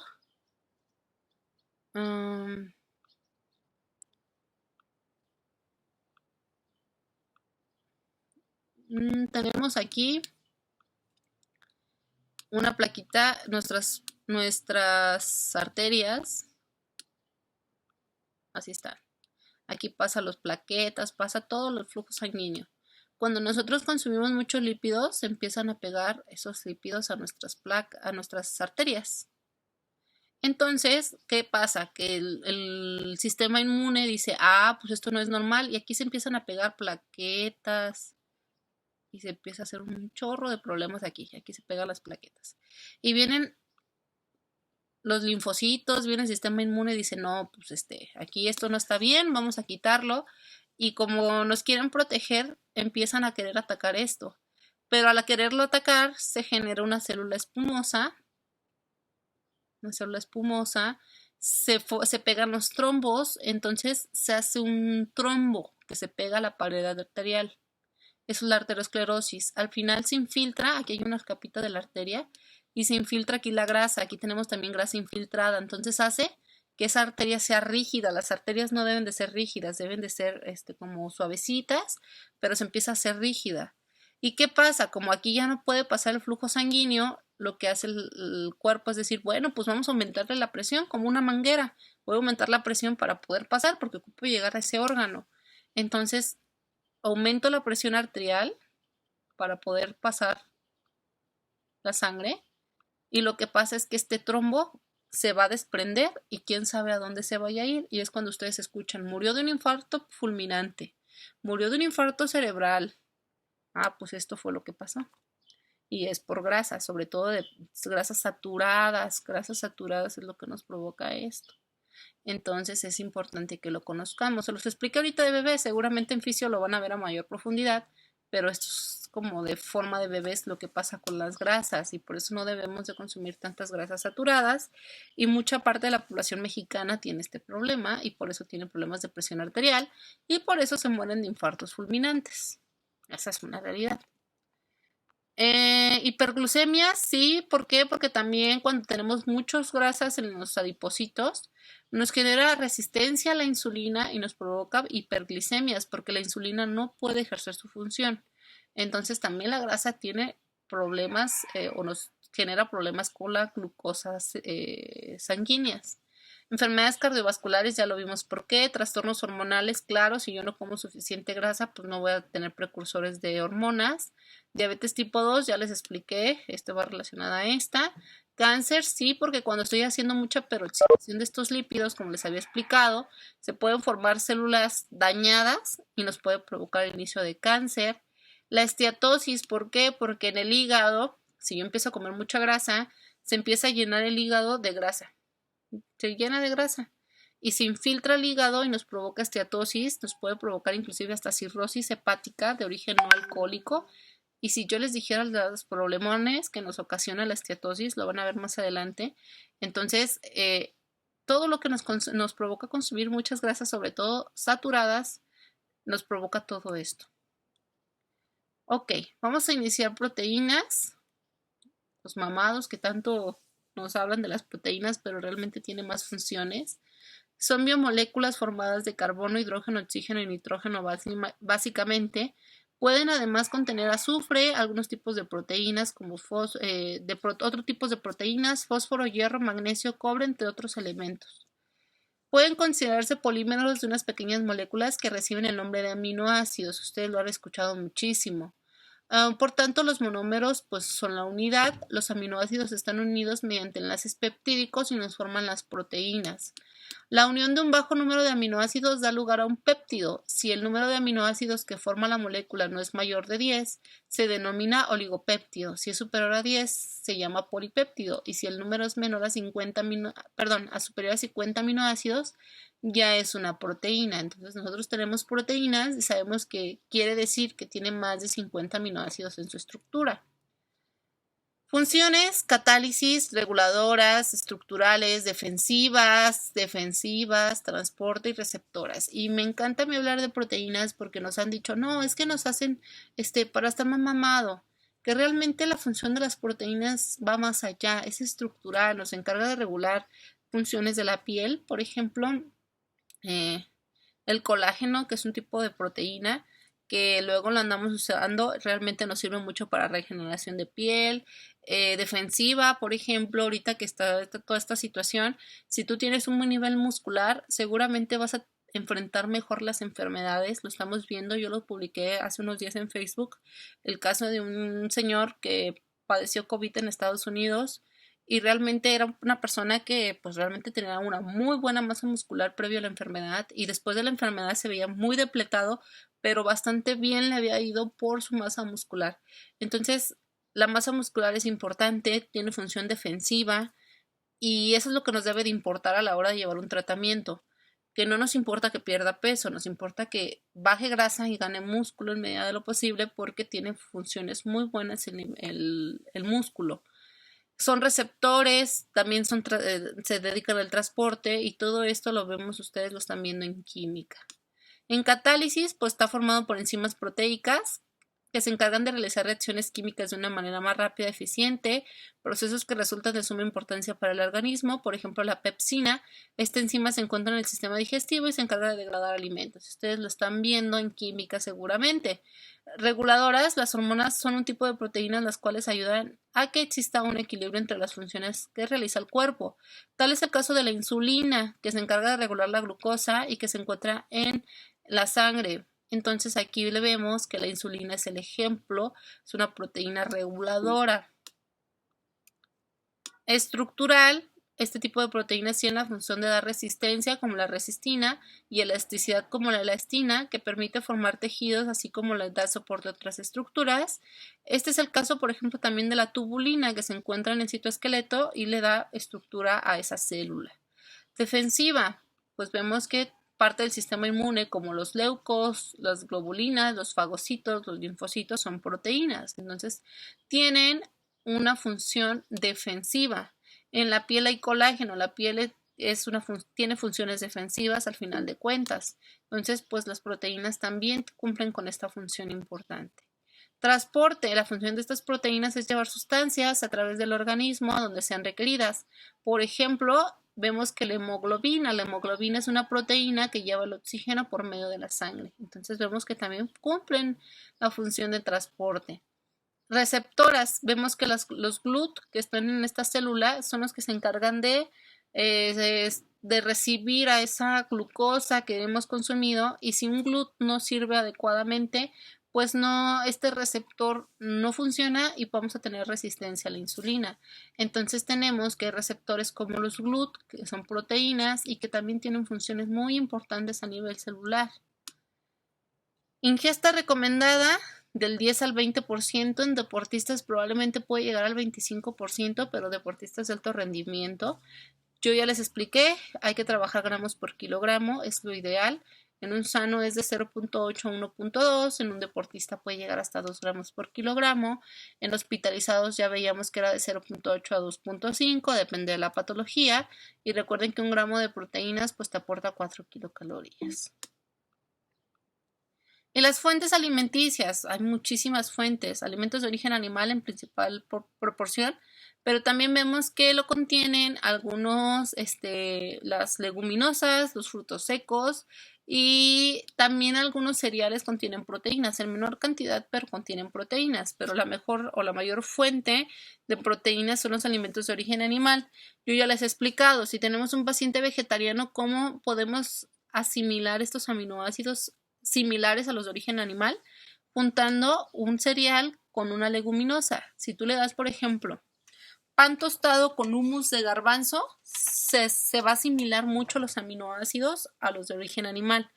Entonces, buscar estas estrategias para los pacientes veganos o vegetarianos para que cumplan con su requerimiento óptimo también de proteínas o de aminoácidos. Y esa es una buena alternativa. O si el paciente te dice, ¿sabe qué, doctor? Yo no soy vegano ni vegetariano, pero casi no quiero comer carne, que a mí me pasa muy seguido. Me llegan muchos pacientes así. Ok, le puedo dar, por ejemplo, a lo mejor un pan integral con frijoles y con queso, ¿no? Y que lo ideal es que no lleve queso, pero bueno. Con queso para que se asemeje el requerimiento proteico. ¿Por qué les digo que no lleve queso? Ya lo van a ver más adelante. Si tú le das un alimento con hierro, como los frijoles, y le das un alimento con calcio, como el queso, a nivel intestinal se va a preferir absorber el calcio y ya no se absorbió el hierro. Entonces, no, si ustedes supieran, son tantos problemas a la hora de combinar alimentos que también debemos de considerarlo. Pero bueno, si tu paciente no tiene problemas con el hierro, lo puedes hacer sin problema. Nada más para hacerles énfasis en esto. Y pues las fuentes alimentarias como los lácteos también contienen proteínas, los quesos, los huevos y todo esto. Problemas relacionados al consumo, chicos, son un montón. Y de hecho estos ustedes los van a encontrar en plataformas. Son algunos que yo ya les pedí que los desarrollaran en plataforma. Son problemas que los encontramos muy comúnmente en la hospitalización común. Y los vemos y nos causa bastantes problemas. Porque hay un tipo de desnutrición que se llama desnutrición proteica. Hay desnutrición calórica y desnutrición proteica. Y la desnutrición proteica nos causa caquexia. A quien le toque definir caquexia se van a dar cuenta que es una pérdida de masa muscular y generada en ciertas condiciones como el cáncer. Y nos genera muchos problemas, muchísimos problemas que un paciente tenga caquexia. Van a haber materias donde van a ver caquexia durante bastante tiempo porque es algo muy largo de ver. Desnutrición proteica, pues sí, si el paciente no consume proteínas en forma adecuada va a tener desnutrición proteica. Síndrome de desgaste sucede mucho en los pacientes renales, en el cual se está utilizando mucho la proteína de reserva para obtener energía, debido a que el paciente tiene un catabolismo proteico. Entonces van a ver el síndrome de desgaste, que es muy común en pacientes renales, que también están perdiendo proteínas mediante orina, entonces se están desgastando sus reservas proteicas. Sarcopenia lo vemos mucho en viejitos o en pacientes hospitalizados, en el cual se pierde mucho músculo, pero se queda una buena reserva grasa. Entonces está muy enmascarado porque vemos a los pacientes que a lo mejor dicen, pues no he perdido peso. Pero si le haces estudios de composición corporal seguido, te vas a dar cuenta que te está perdiendo mucho músculo y te está ganando grasa. Entonces esto es lo que se le conoce como sarcopenia y es muy común en viejitos. Síndrome nefrótico es una enfermedad renal que sucede cuando consumimos proteínas en mayor cantidad de las que requerimos. Entonces, ustedes van a desarrollar también ese tema, pero en palabras sencillas se refiere a consumir proteína. Haz de cuenta que tú tienes, les voy a hacer el ejemplo que siempre les pongo a todos mis alumnos. ¿Cómo vemos al riñón? Nosotros tenemos nuestro riñón, ¿no? Tenemos 2 riñones, ahora quien tiene uno, pero normalmente son 2 riñoncitos que tienen forma de frijolitos. Este es nuestro riñón. Nuestro riñón ejerce una función muy similar al del filtro de café. Si alguien consume café me va a entender mejor, pero es muy similar a un filtro de café. Aquí, con muchos poritos. Obviamente mucho más cerrados, pero tiene muchos poritos. ¿Y cuál es la función del riñón? Filtrar lo que ya no requiero para que se excrete por orina y retener lo que aún necesito para que no se excrete y volverlo a utilizar. Cuando yo tengo un problema renal o cuando consumo muchas proteínas, las proteínas tienen una carga ácida a nivel renal. Entonces empiezan a abrirnos estos poros, nos los abren. Y se empieza a descomponer este filtro de café que hay aquí en el riñón, y empezamos a tirar moléculas muy grandes que no se deberían de estar tirando, porque no deberían de caber por esos poritos, como son las proteínas, como lo son algunos otros compuestos, como lípidos inclusive. Y entonces, cuando ustedes escuchan el paciente tiene proteinuria, no, hombre, ese riñón ya anda mal. ¿Por qué? Porque no es normal que esas moleculotas estén pasando por esos filtritos y entonces quiere decir que el riñón ya tiene un fallo. No es normal que orines proteínas, no es normal que orines lípidos. Por eso cuando yo escucho, este producto te ayuda a orinar la grasa, yo me quedo así, te vas a morir porque pues te van a dañar los riñones. Entonces eso es importante, que ustedes sepan la función que tiene el riñón y que si yo como muchas proteínas, como son muy ácidas, me pueden dañar estos poritos que hay en el riñón y me producen problemas renales. Edemas, pues también, ¿por qué? Porque al tirar tantas proteínas, la albúmina, que es una proteína que tenemos a nivel corporal, ejerce la función de presión oncótica celular, es decir, te ayuda a que el agua que hay en la célula se quede en la célula y no salga de la célula. Si tú consumes muchas proteínas y tiras albúmina por la orina, la albúmina no ejerce esta función oncótica y vas a tener edema, va a salir mucha célula intracelular y es el paciente que ustedes dicen, está hinchadito, está lleno de agüita, está edematizado, tiene mucha agua y eso no es normal, es una condición patológica. Anemia, si yo no consumo el suficiente hierro, voy a tener anemia. Y ya lo hemos visto. Y también hemoglobina, que tiene que ver porque es una proteína transportadora y ocupas hierro para que también se ejerza esta función reguladora. Entonces, por eso nos provoca anemia. Alteraciones inmunológicas, pues sí, porque el sistema inmune está formado por proteínas. Insuficiencia renal, ya vimos por qué. Cálculos renales, esa es otra. Cuando yo como muchas proteínas, puedo formar compuestos y nos empieza a generar piedras renales. Puede haber por oxalacetatos, puede haber por, no me acuerdo el otro, piedras por oxalacetatos. Se me fue, ahorita les pongo, que se me fueron los nombres, litos renales, tipos. ¿Puede ser también por calcio? ¿Por calcio? ¿Por exceso de calcio? Sí, es calcio, es ese otro. Aquí está. Ácido úrico, fosfatos, oxalato cálcico, aquí está. Oxalato cálcico, aquí también se ve como hay diferencias. Cistina, que casi no es común, ni la de fosfato de magnesio y amoníaco. Los más comunes son oxalatos por calcio y por fosfatos y ácido úrico. El de ácido úrico es muy común por las proteínas. Entonces, así se ven las piedritas que duelen bastante pesado. y se forman por un inadecuado consumo de proteínas. Aquí también podríamos agregar problemas con el ácido úrico, que también te genera problemas como... se me fue el nombre, ahorita les pongo. Ácido úrico elevado. Nombre, se me fue el nombre. Tiene un nombre.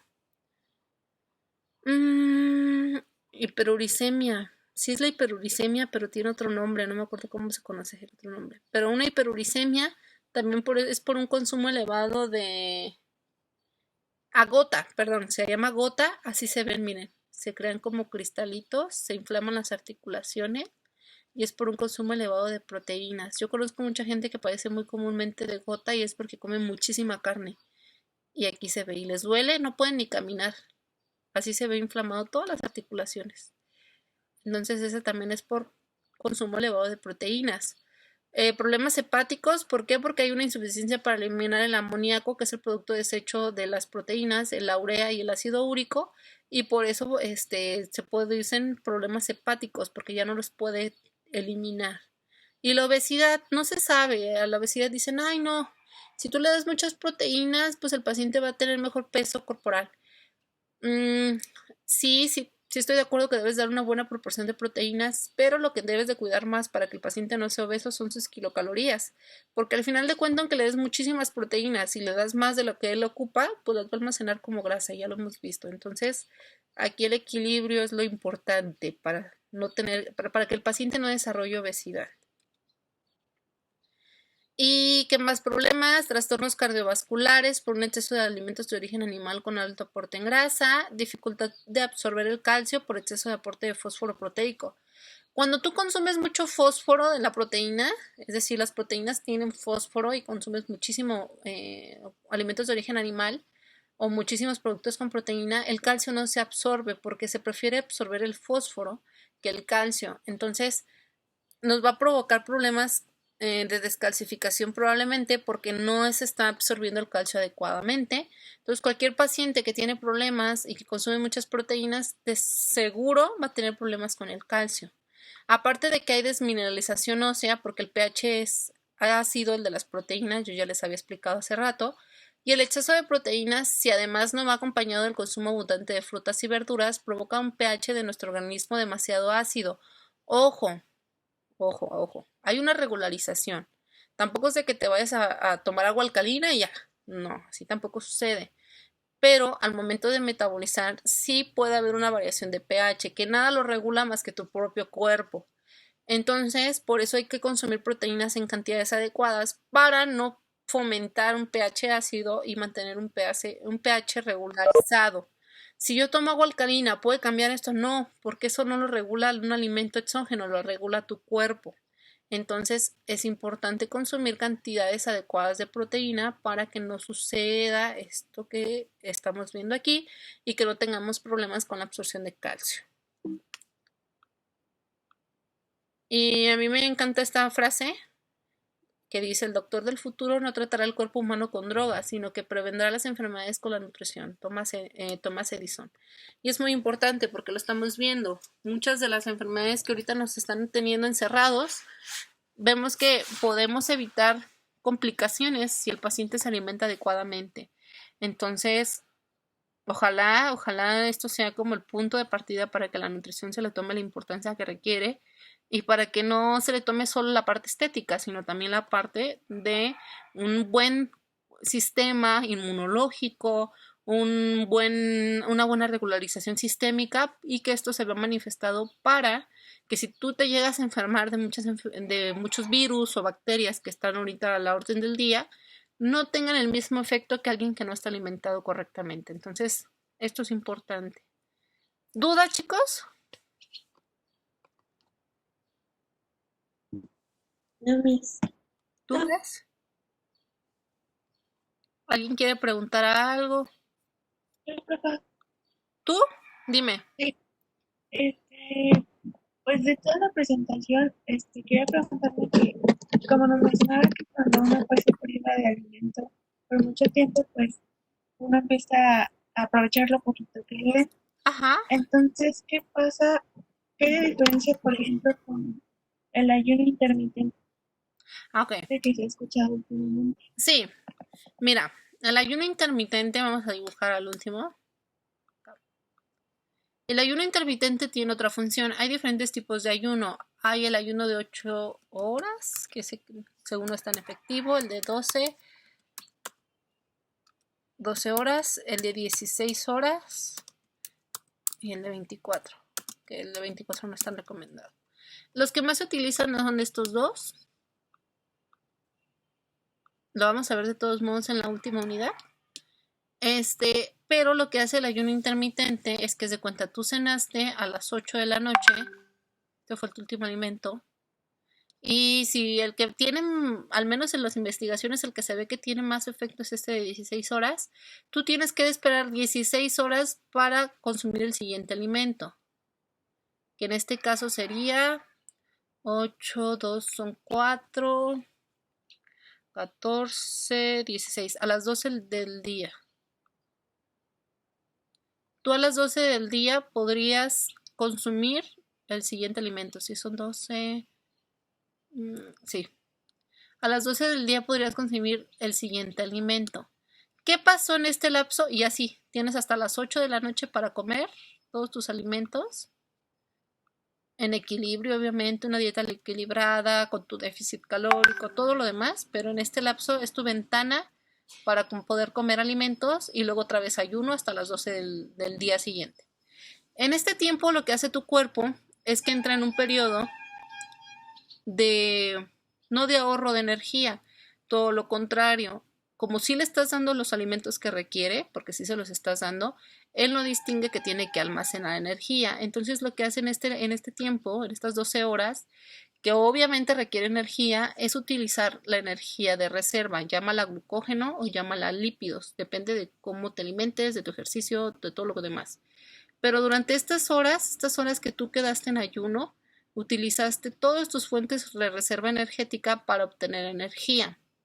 Y eso hace que tú puedas perder peso en mayor proporción o en menor tiempo, porque estás movilizando grasas, pero también movilizas proteínas de ley y también movilizas carbohidratos de ley. Pero aquí estás utilizando esto, entonces estás usando lo que hay de reserva para obtener energía y el cuerpo no entra en una fase de ahorro porque de 12 a 8 tú le das los requerimientos que ocupa. Obviamente, como te vuelvo a repetir, una dieta bien equilibrada, bien balanceada, con todos los requerimientos óptimos y el déficit calórico para que puedas perder peso. Esto es lo que hace el ayuno intermitente. Si tú fueras a dar un ayuno de 16 horas, tendrías que cenar a las 8 y el próximo alimento tendría que ser hasta las 2 de la tarde, 4 de la tarde. Y tienes de 4 a 8 para comer alimentos. Entonces es como bastante complicada. Aquí en la de 24 horas duras un día sin comer, o sea, totalmente, que tampoco yo no lo usaría. Pero si yo llegara a usar una, y la que yo he usado y que yo una vez probé en mí, es esta, la de 12 horas. Sí tiene muy buen efecto, pero a mí me provocaba mucha ansiedad. De hecho, vas a ver en un estudio que les voy a dejar la última unidad que vamos a analizar, dice esa parte que provoca ansiedad y que la mayoría de los pacientes ganan peso después de hacerla porque pues provoca ansiedad. Entonces, no es para todos los pacientes. Yo creo que puedes tener muy buenos resultados si nada más sigues una dieta equilibrada, pero esto es lo que provoca el ayuno intermitente realmente, es lo que funciona. El otro día vi un comentario de un colega que decía que le preocupaba bastante porque la gente está asociando a dejar de comer por tiempos para bajar de peso. Y eso tampoco lo queremos como nutriólogos porque al final es una mala práctica de alimentación. Entonces yo estoy muy de acuerdo con él. ¿Por qué? Porque la gente asocia. El otro día había una influencer que la sigo y que me gustan algunas de sus publicaciones, que es Sasha Fitness, y ponía que sale su hija diciendo, ay, mi papá ya no come, y el papá está haciendo ayuno intermitente, y la misma esposa, esta señora Sasha Fitness, sale diciendo, es que ya mi esposo está llevando a otros límites esto porque dura a veces horas y horas y horas sin comer, y entonces estamos asociando que debemos dejar de comer para obtener resultados, y eso no es lo que queremos. Pero esto es cómo funciona el ayuno intermitente. Sí te lo dejé claro, Paulina, creo que me preguntaste, Sí, Paulina. sí, Paulina. ¿Sí? Entonces, con ese ejemplo que dio, podría decirse que mm, la última comida que se hace es antes de las 8 o a las 8. Hasta antes de las 8. Ah, ok. Tienes de 12 del día a 8 de la noche para comer todos tus kilocalorías y macros que requieras. Así Ok, es. gracias. De nada. ¿Alguna otra duda? Por ejemplo, en la de 24 horas, que es el ayuno de 24 horas, ahí no hay como, bueno, no es como que el paciente después de hacer ese ayuno quiera comer más y pues de todos modos no le sirva nada, o Es muy sea, que haya hecho el probable. ayuno. Es muy probable. Por eso te digo que no es para todos. Yo no lo utilizaría. Lo vamos a ver en la unidad 7 que vemos tendencias dietéticas. Les voy a subir. En esa presentación hay muchos artículos que les metí donde te dice que pues el paciente realmente comparado a un déficit calórico sin este tipo de prácticas tiene los mismos resultados. Y tú te quedas así como de qué necesidad de hacer sufrir al paciente cuando va a obtener los mismos resultados simplemente con restringirle calorías. O sea, ¿para qué sufre? Esto es sufrir, bueno, para mi gusto, para muchos pacientes es sufrir, y más si no están acostumbrados. Pero si conmigo llega alguien a la consulta y me dice, ay, es que yo no estoy acostumbrado a desayunar, desayuno muy tarde, desayuno a la 1 de la tarde. Ah, pues quizá a este paciente sí le pueda servir esta práctica y se le puede hacer fácil. Pero un paciente que me diga, no, yo desayuno a las 6 de la mañana, pues obviamente no me va a funcionar estas prácticas y lo voy a llevar a un estrés que no es necesario si yo le puedo dar un déficit calórico y sin someterlo a estas prácticas. ¿Sí queda claro? Chicos. Sí, Miss. ¿Sí? ¿Alguna otra duda?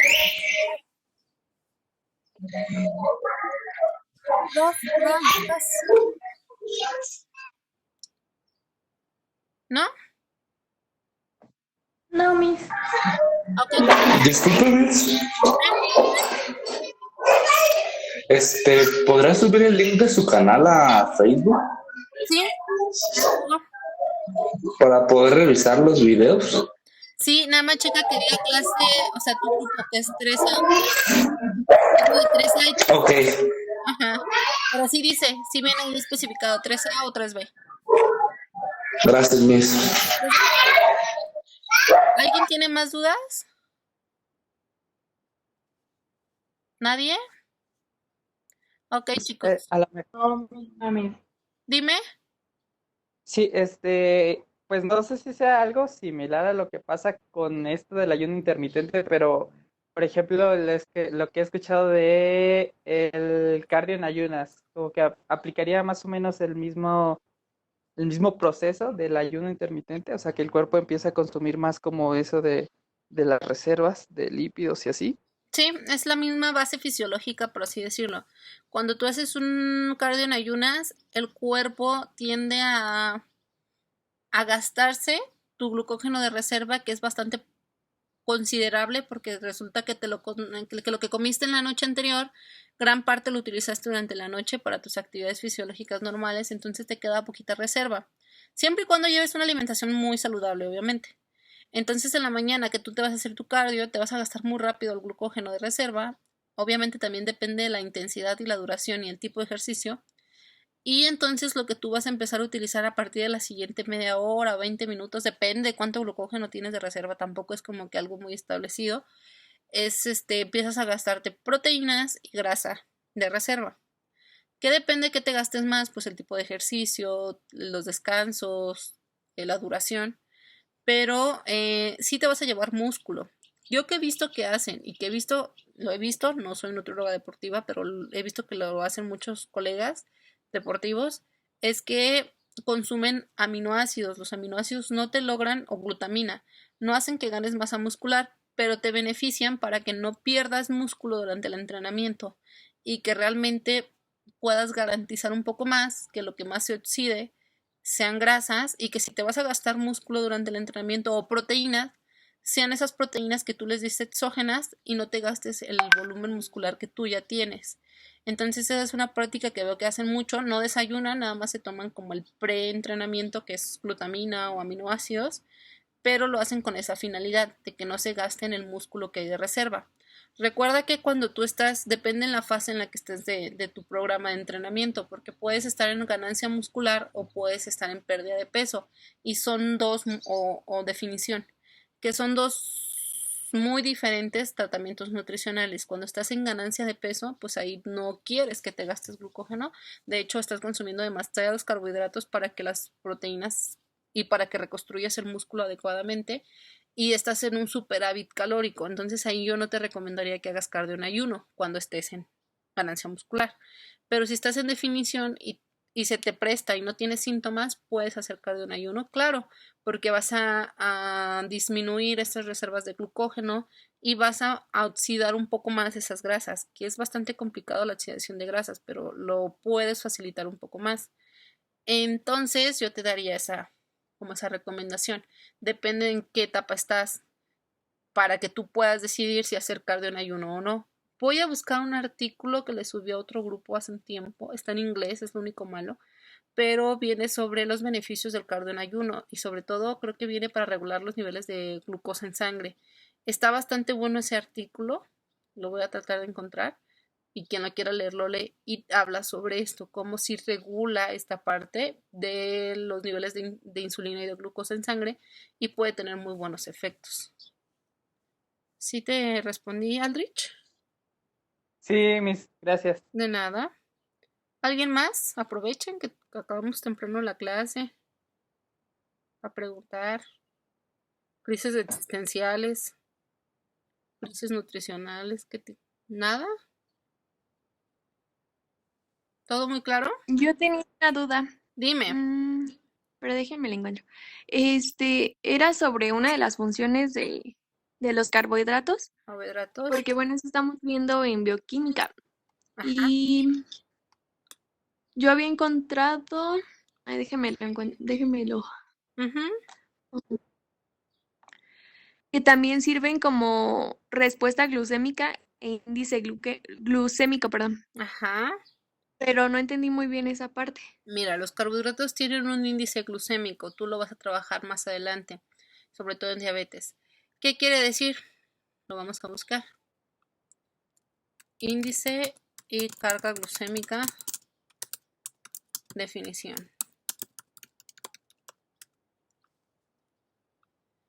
Son muy diferentes una sobre otra. Aquí lo vemos, está muy explicado. El índice glucémico indica la velocidad de absorción de los carbohidratos de un alimento, que variará según si son simples o complejos, refinados o integrales, cantidad de grasas, proteínas, etc. Resulta de un test de ingestión de alimentos real. Es un estudio que se hace y se considera que tienen un índice glicémico alto cuando están por arriba o igual a 70, medio de 55 a 69 y bajo menos de 55. Tú puedes buscar tablas de índice glicémico. Te voy a enseñar una. Tablas que ya fueron desarrolladas, o sea, tú no las haces. Tablas de índice glucémico o glicémico, que es lo mismo. Y mira, aquí te va a salir una. O aquí puedes ver imágenes. Y aquí te viene, mira. Y aquí aquí en el ladito viene el índice glucémico. Si por ejemplo en este que tiene, por ejemplo, vamos a buscar, este que tiene 70. Galleta tipo María, te dice que el índice glucémico es 70 y te está diciendo aquí que un índice alto es mayor o igual a 70. Las galletas María pues seguramente no las podríamos utilizar, pero de hecho aquí vienen como con colores, si ves, aquí vienen rojos los que no. Tabla de raciones de hidratos de carbono y todas vienen con colores. Todas, los 70, los rojos, son los que tú no podrías consumir porque tiene un índice glicémico elevado. Los verdes son los que podrías consumir porque su índice glicémico es normal, o sea, no te aumenta mucho los niveles de glucosa en sangre. A eso se refiere porque es la velocidad de absorción. Entre más te aumente los valores de glucosa en sangre o se absorban más rápido, te puede provocar que aumente los valores o las cifras de glucosa en sangre. No tiene en cuenta la ración del alimento, por lo tanto no es de gran utilidad. ¿Por qué? Porque es muy general, es un test nada más para ver cuánto dura en absorberse en tu cuerpo. ¿Cuál es mejor? La carga glicémica. Es un valor predictor de la respuesta glucémica de un alimento por la ración, es decir, por cantidades, y es el resultado de un cálculo teórico a partir del índice glicémico y de la cantidad de carbohidratos por ración. Aquí la carga glicémica alta es más o igual de 20, media entre 10 y 19 y baja menos de 10. Y también puedes encontrar tablas de carga glucémica, que es la que deberíamos utilizar.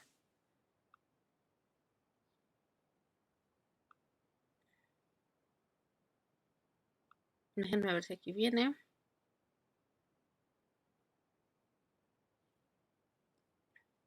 Esta es una infografía.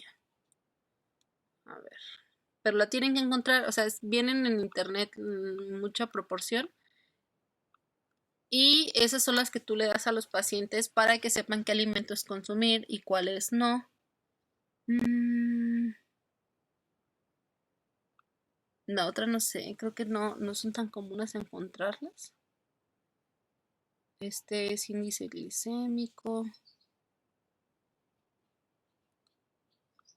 No. Después les buscaré. Si quieren, al último vemos, en la última presentación les meto carga glicémica, que tengo que buscar esas tablas. Pero ya tú viste cuáles son las de índice glicémico, a eso se refiere y ya viste la diferencia. Una es la velocidad de absorción y la otra es un resultado de un cálculo para ver entre el índice glicémico y la cantidad de ración, para ver cuál va a ser la respuesta de tu cuerpo de cómo va a subir los niveles de glucosa por esa ración de alimento. Entonces, eso es a lo que se refería eso que tú buscaste, que los carbohidratos tienden a tener una respuesta, o sea, van a generar una respuesta de tu cuerpo de los niveles de glucosa en sangre. Y estos son las famosas tablas de índice glicémico. ¿Sí queda Ok, claro? Miss. Sí, muchas gracias. ¿Quieren que les suba estas tablas? ¿Las quieren tener por ahí estas? Para subirse las. Sí, Miss. Sí, estaría bien. Ahorita les voy Sí. a subir este link para que lo tengan por ahí. Estas tablas, chicos, los pueden trabajar muy bien si tienen un familiar con diabetes. Lo pueden trabajar bastante bien con estas tablas porque están muy explicadas y es de la Fundación para la Diabetes. Entonces, nada más es de que les expliquen que el color rojo no lo pueden consumir, el amarillo es consumirlo muy de vez en cuando, moderadamente, y el color verde lo pueden consumir sin problema. Obviamente cuidando las cantidades que ustedes les explicarían. Pero la verdad es que a mí estas tablas me gustan utilizarlas, aunque trabajo más con carga glicémica. Pero bueno, ya les expliqué ahí otra cosa que Miss, mande. ¿estas tablas solamente son para los diabéticos?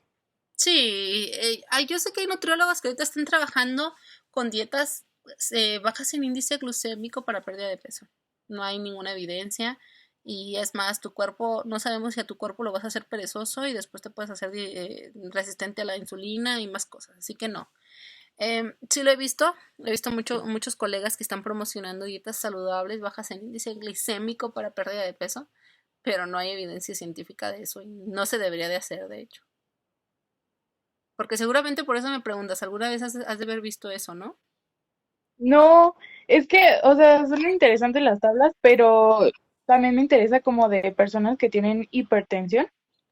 Y por eso preguntaba si solamente eran para diabéticos. Para hipertensión hay una dieta que tú puedes utilizar, la vamos a ver en la unidad 7, que es la dieta DASH y es la más recomendada. La dieta DASH es otro año que acabo de ganar como la mejor dieta. Tú la vamos a ver. Nadie la utiliza, pobrecita dieta DASH. Y la dieta DASH te habla de cantidades adecuadas. Aquí vamos a ver. Y viene por porciones. Si tú quieres manejar una dieta para hipertenso, yo te recomiendo la dieta DASH. Es la recomendada para hipertensión según todas las academias para el cuidado del corazón. Y entonces aquí te habla cuánto debes de consumir de sodio, tus porciones que debes de utilizar. Y en todo caso yo te recomendaría la dieta DASH. No trabajes con índices glicémicos, al no ser que el paciente tenga mucho riesgo de diabetes. Si tiene un alto riesgo de diabetes, pues sí trabaja con índices glicémicos, pero si no hay tanto riesgo, trabaja con dieta DASH y te va a generar muy buena barrera de protección. ¿Queda claro? ¿Sí? Oigan, chicos, y yo ya les dije cuánto debe de consumir sodio un hipertenso, cuánto de sodio debe de consumir. Un hipertenso. Yo les di ese valor. ¿Un gramo, dijo? Un poquito más. Menos de... 2.5. Eso es en pacientes normales. Sí. Ujú. Hipertensos, se los voy a preguntar porque viene en la dieta DASH. Menos de 1.7. Hipertensos menos de 1.7. Apréndanselo, de verdad, apréndanselo, porque todo eso va en el examen. Me urge, yo siempre les voy a preguntar cosas que les sirvan en su carrera, no cosas que yo sé que ni les va a servir. Apréndanse eso. ¿Cuánto de sodio debe consumir un hipertenso? Menos de 1.7. ¿Cuánto un paciente normal? Menos de 2.5 de sodio. ¿Queda claro? ¿Alguien más tiene alguna duda? Sí, mira, yo tengo una duda. Dime. En esa parte de lo de hablando de índice glicémico y carga glucémica, entonces en un paciente diabético, obviamente el índice de los alimentos tiene que ser menor a 70. Ajá. Pero ¿qué pasa con la carga glucémica? La carga glucémica es un cálculo que tú haces. Déjame ver si viene la fórmula. Es que ahora que me acuerdo es un cálculo. Carga glucémica. Sí, es un cálculo. Tú lo calculas. Es el índice glucémico por los hidratos de carbono contenidos en una porción de alimento entre 100. Vamos a hacer un ejemplo. Por ejemplo, vamos a hacer el de la galleta María. Estaba acá arriba. Galleta María. Tiene 70 las galletas María. Entonces, se multiplica 70 por hidratos de carbono contenidos en una porción de alimento. Ahí tendríamos que tener el sistema mexicano. Déjenme ver si lo tengo o aquí viene. Galletas María.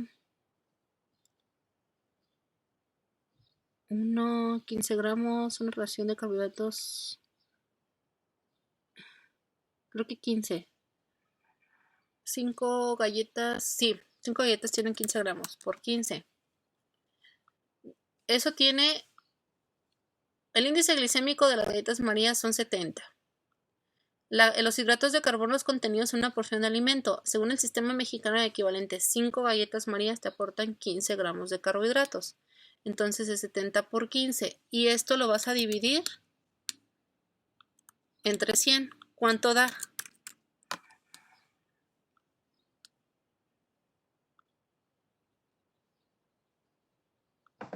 10.5. 10.5. Carga glicémica. ¿Qué carga glicémica sería? Aquí está. Son 10. Sería media. Exacto. Es decir, tu paciente puede consumir galletas Marías de acuerdo a la carga glicémica, sí. Solo puede consumir 5 galletas para mantener una carga glicémica adecuada. Ok. ¿Sí? Sí. ¿Ya queda claro? Y ya, entonces en una dieta para esos pacientes se tiene que sacar la carga glicémica para saber cuántas porciones o cuánto, en qué cantidad tiene que comer. Ajá. Ok, ya. Creo que yo no tengo el sistema mexicano equivalentes para pacientes diabéticos, pero creo que, a ver, no sé si está en sistema mexicano equivalentes para diabéticos. Yo no lo tengo, yo nada más tengo el de renal y el normal, pero está este. No sé si en ¿dónde está? Ay, por ahí tiene que haber uno. Es que hay un SMAE para diabéticos. No sé si en ese venga. No viene aquí. No sé si en ese venga la carga. La verdad es que no sé. Pero si vas a hacer para pacientes, debes de calcularles la carga glicémica a cada alimento. Porque según yo había tablas. Glicémica, alimentos. Pero no las encuentro. Mira, aquí viene un ejemplo. Aquí vienen más. Pero tiene que haber un archivo donde vienen todos, pero no sé la verdad dónde esté. Los voy a tratar de buscar. Déjenme ver si este de glosar no lo tiene. Mira, aquí. Arroz, te viene el índice glucémico, pero también te viene la carga glucémica. Aquí vienen algunos. Así lo puedes ir buscando. De hecho, este está padre porque son los más comunes. Entonces así buscas y viene el índice glicémico, pero también viene la carga glicémica. Ok. ¿Sí? Sí, entonces todos los que son, por ejemplo, los carbohidratos complejos que había dicho que pues, se tienen que consumir en un paciente diabético tiene una carga glicémica baja, por así decirlo. Normalmente baja moderada, normalmente llegan a tenerla. Ah, ok. ¿Más dudas? ¿No? ¿Todo claro? ¿Todo perfecto? Muy bien, chicos, si todo está perfecto, acabaríamos la unidad 5. Estaba muy rápida porque muchas cosas de las que vimos ahorita las vimos en el curso de inducción. Entonces la verdad es que es muy rápido y muchas de estas cosas también las ven con cálculo dietético y las ven en introducción a la nutrición y dietética. Entonces por eso tampoco me quise como meter a muchas cosas que no son tan necesarias. Es algo muy general, un repaso de lo visto en el curso de inducción y en las otras materias. Entonces acabamos con esta unidad. Vamos bastante bien. De hecho, vamos adelantados. Pero lo que yo voy a hacer es que en las últimas semanas les voy a poner, vamos a ver algún otro tipo de tratamientos para diferentes condiciones. En el otro grupo les interesó mucho en cirugía bariátrica.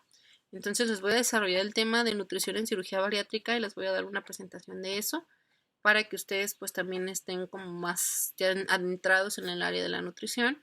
Pero vamos bastante bien, vamos a muy buen tiempo, vamos muy adelantados y eso nos va a ayudar para prestarnos atención en diferentes artículos muy nuevos sobre nuevas alternativas de dietas y todo esto que tanto les llama la atención.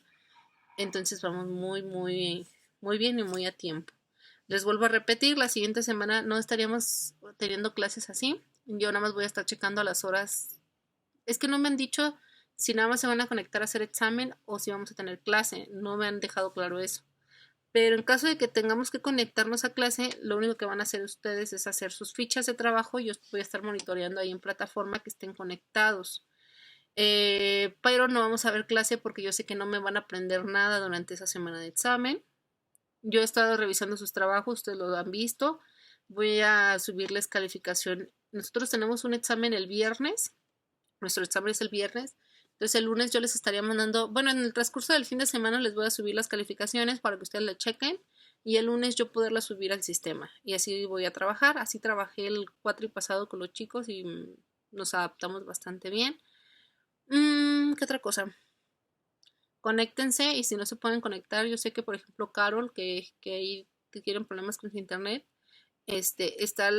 todas las clases están grabadas, así que chequenlas por favor. Yo contesto preguntas, muchos de ustedes me han mandado en plataforma y les he respondido. Entonces así es como vamos a seguir trabajando. Y hasta ahí. De lo que yo sé, porque yo sé que muchos de ustedes luego tienen como la incertidumbre como yo. Pero ya saben que esto del gobierno se maneja muy raro y lo último que supe es de que al parecer educación superior regresaría hasta septiembre a clases, esperemos que sea antes, pero bueno, esa es la última indicación de parte de la SEP. Ojalá no sea así, ojalá sea antes. Pero bueno, estamos trabajando bien y que eso se les quede como claro, chicos. Y si ya no hay dudas, sería todo por el día de hoy. Los dejo descansar el día de hoy. Mañana temprano los veo conectados en plataforma. Voy a ver que estén trabajando. Voy a estar viendo que entreguen sus trabajos. Voy a estar viendo que tengan las participaciones correspondientes al día de mañana porque no nos vamos a conectar online. No vamos a tener clase online. De hecho, voy a quitar como la clase de mañana porque van a trabajar en plataforma y ocupo que estén trabajando ahí y voy a estar checando. Si checo quién se conecta, todos han visto que les respondo súper rápido porque estoy conectada ahí. Entonces así le hacemos. Mañana puro trabajar en plataforma. ¿Dudas? No, Miss. Ok, chicos, entonces si no hay ninguna duda, pues que tengan un buen provecho, cuídense mucho, sigan teniendo las precauciones adecuadas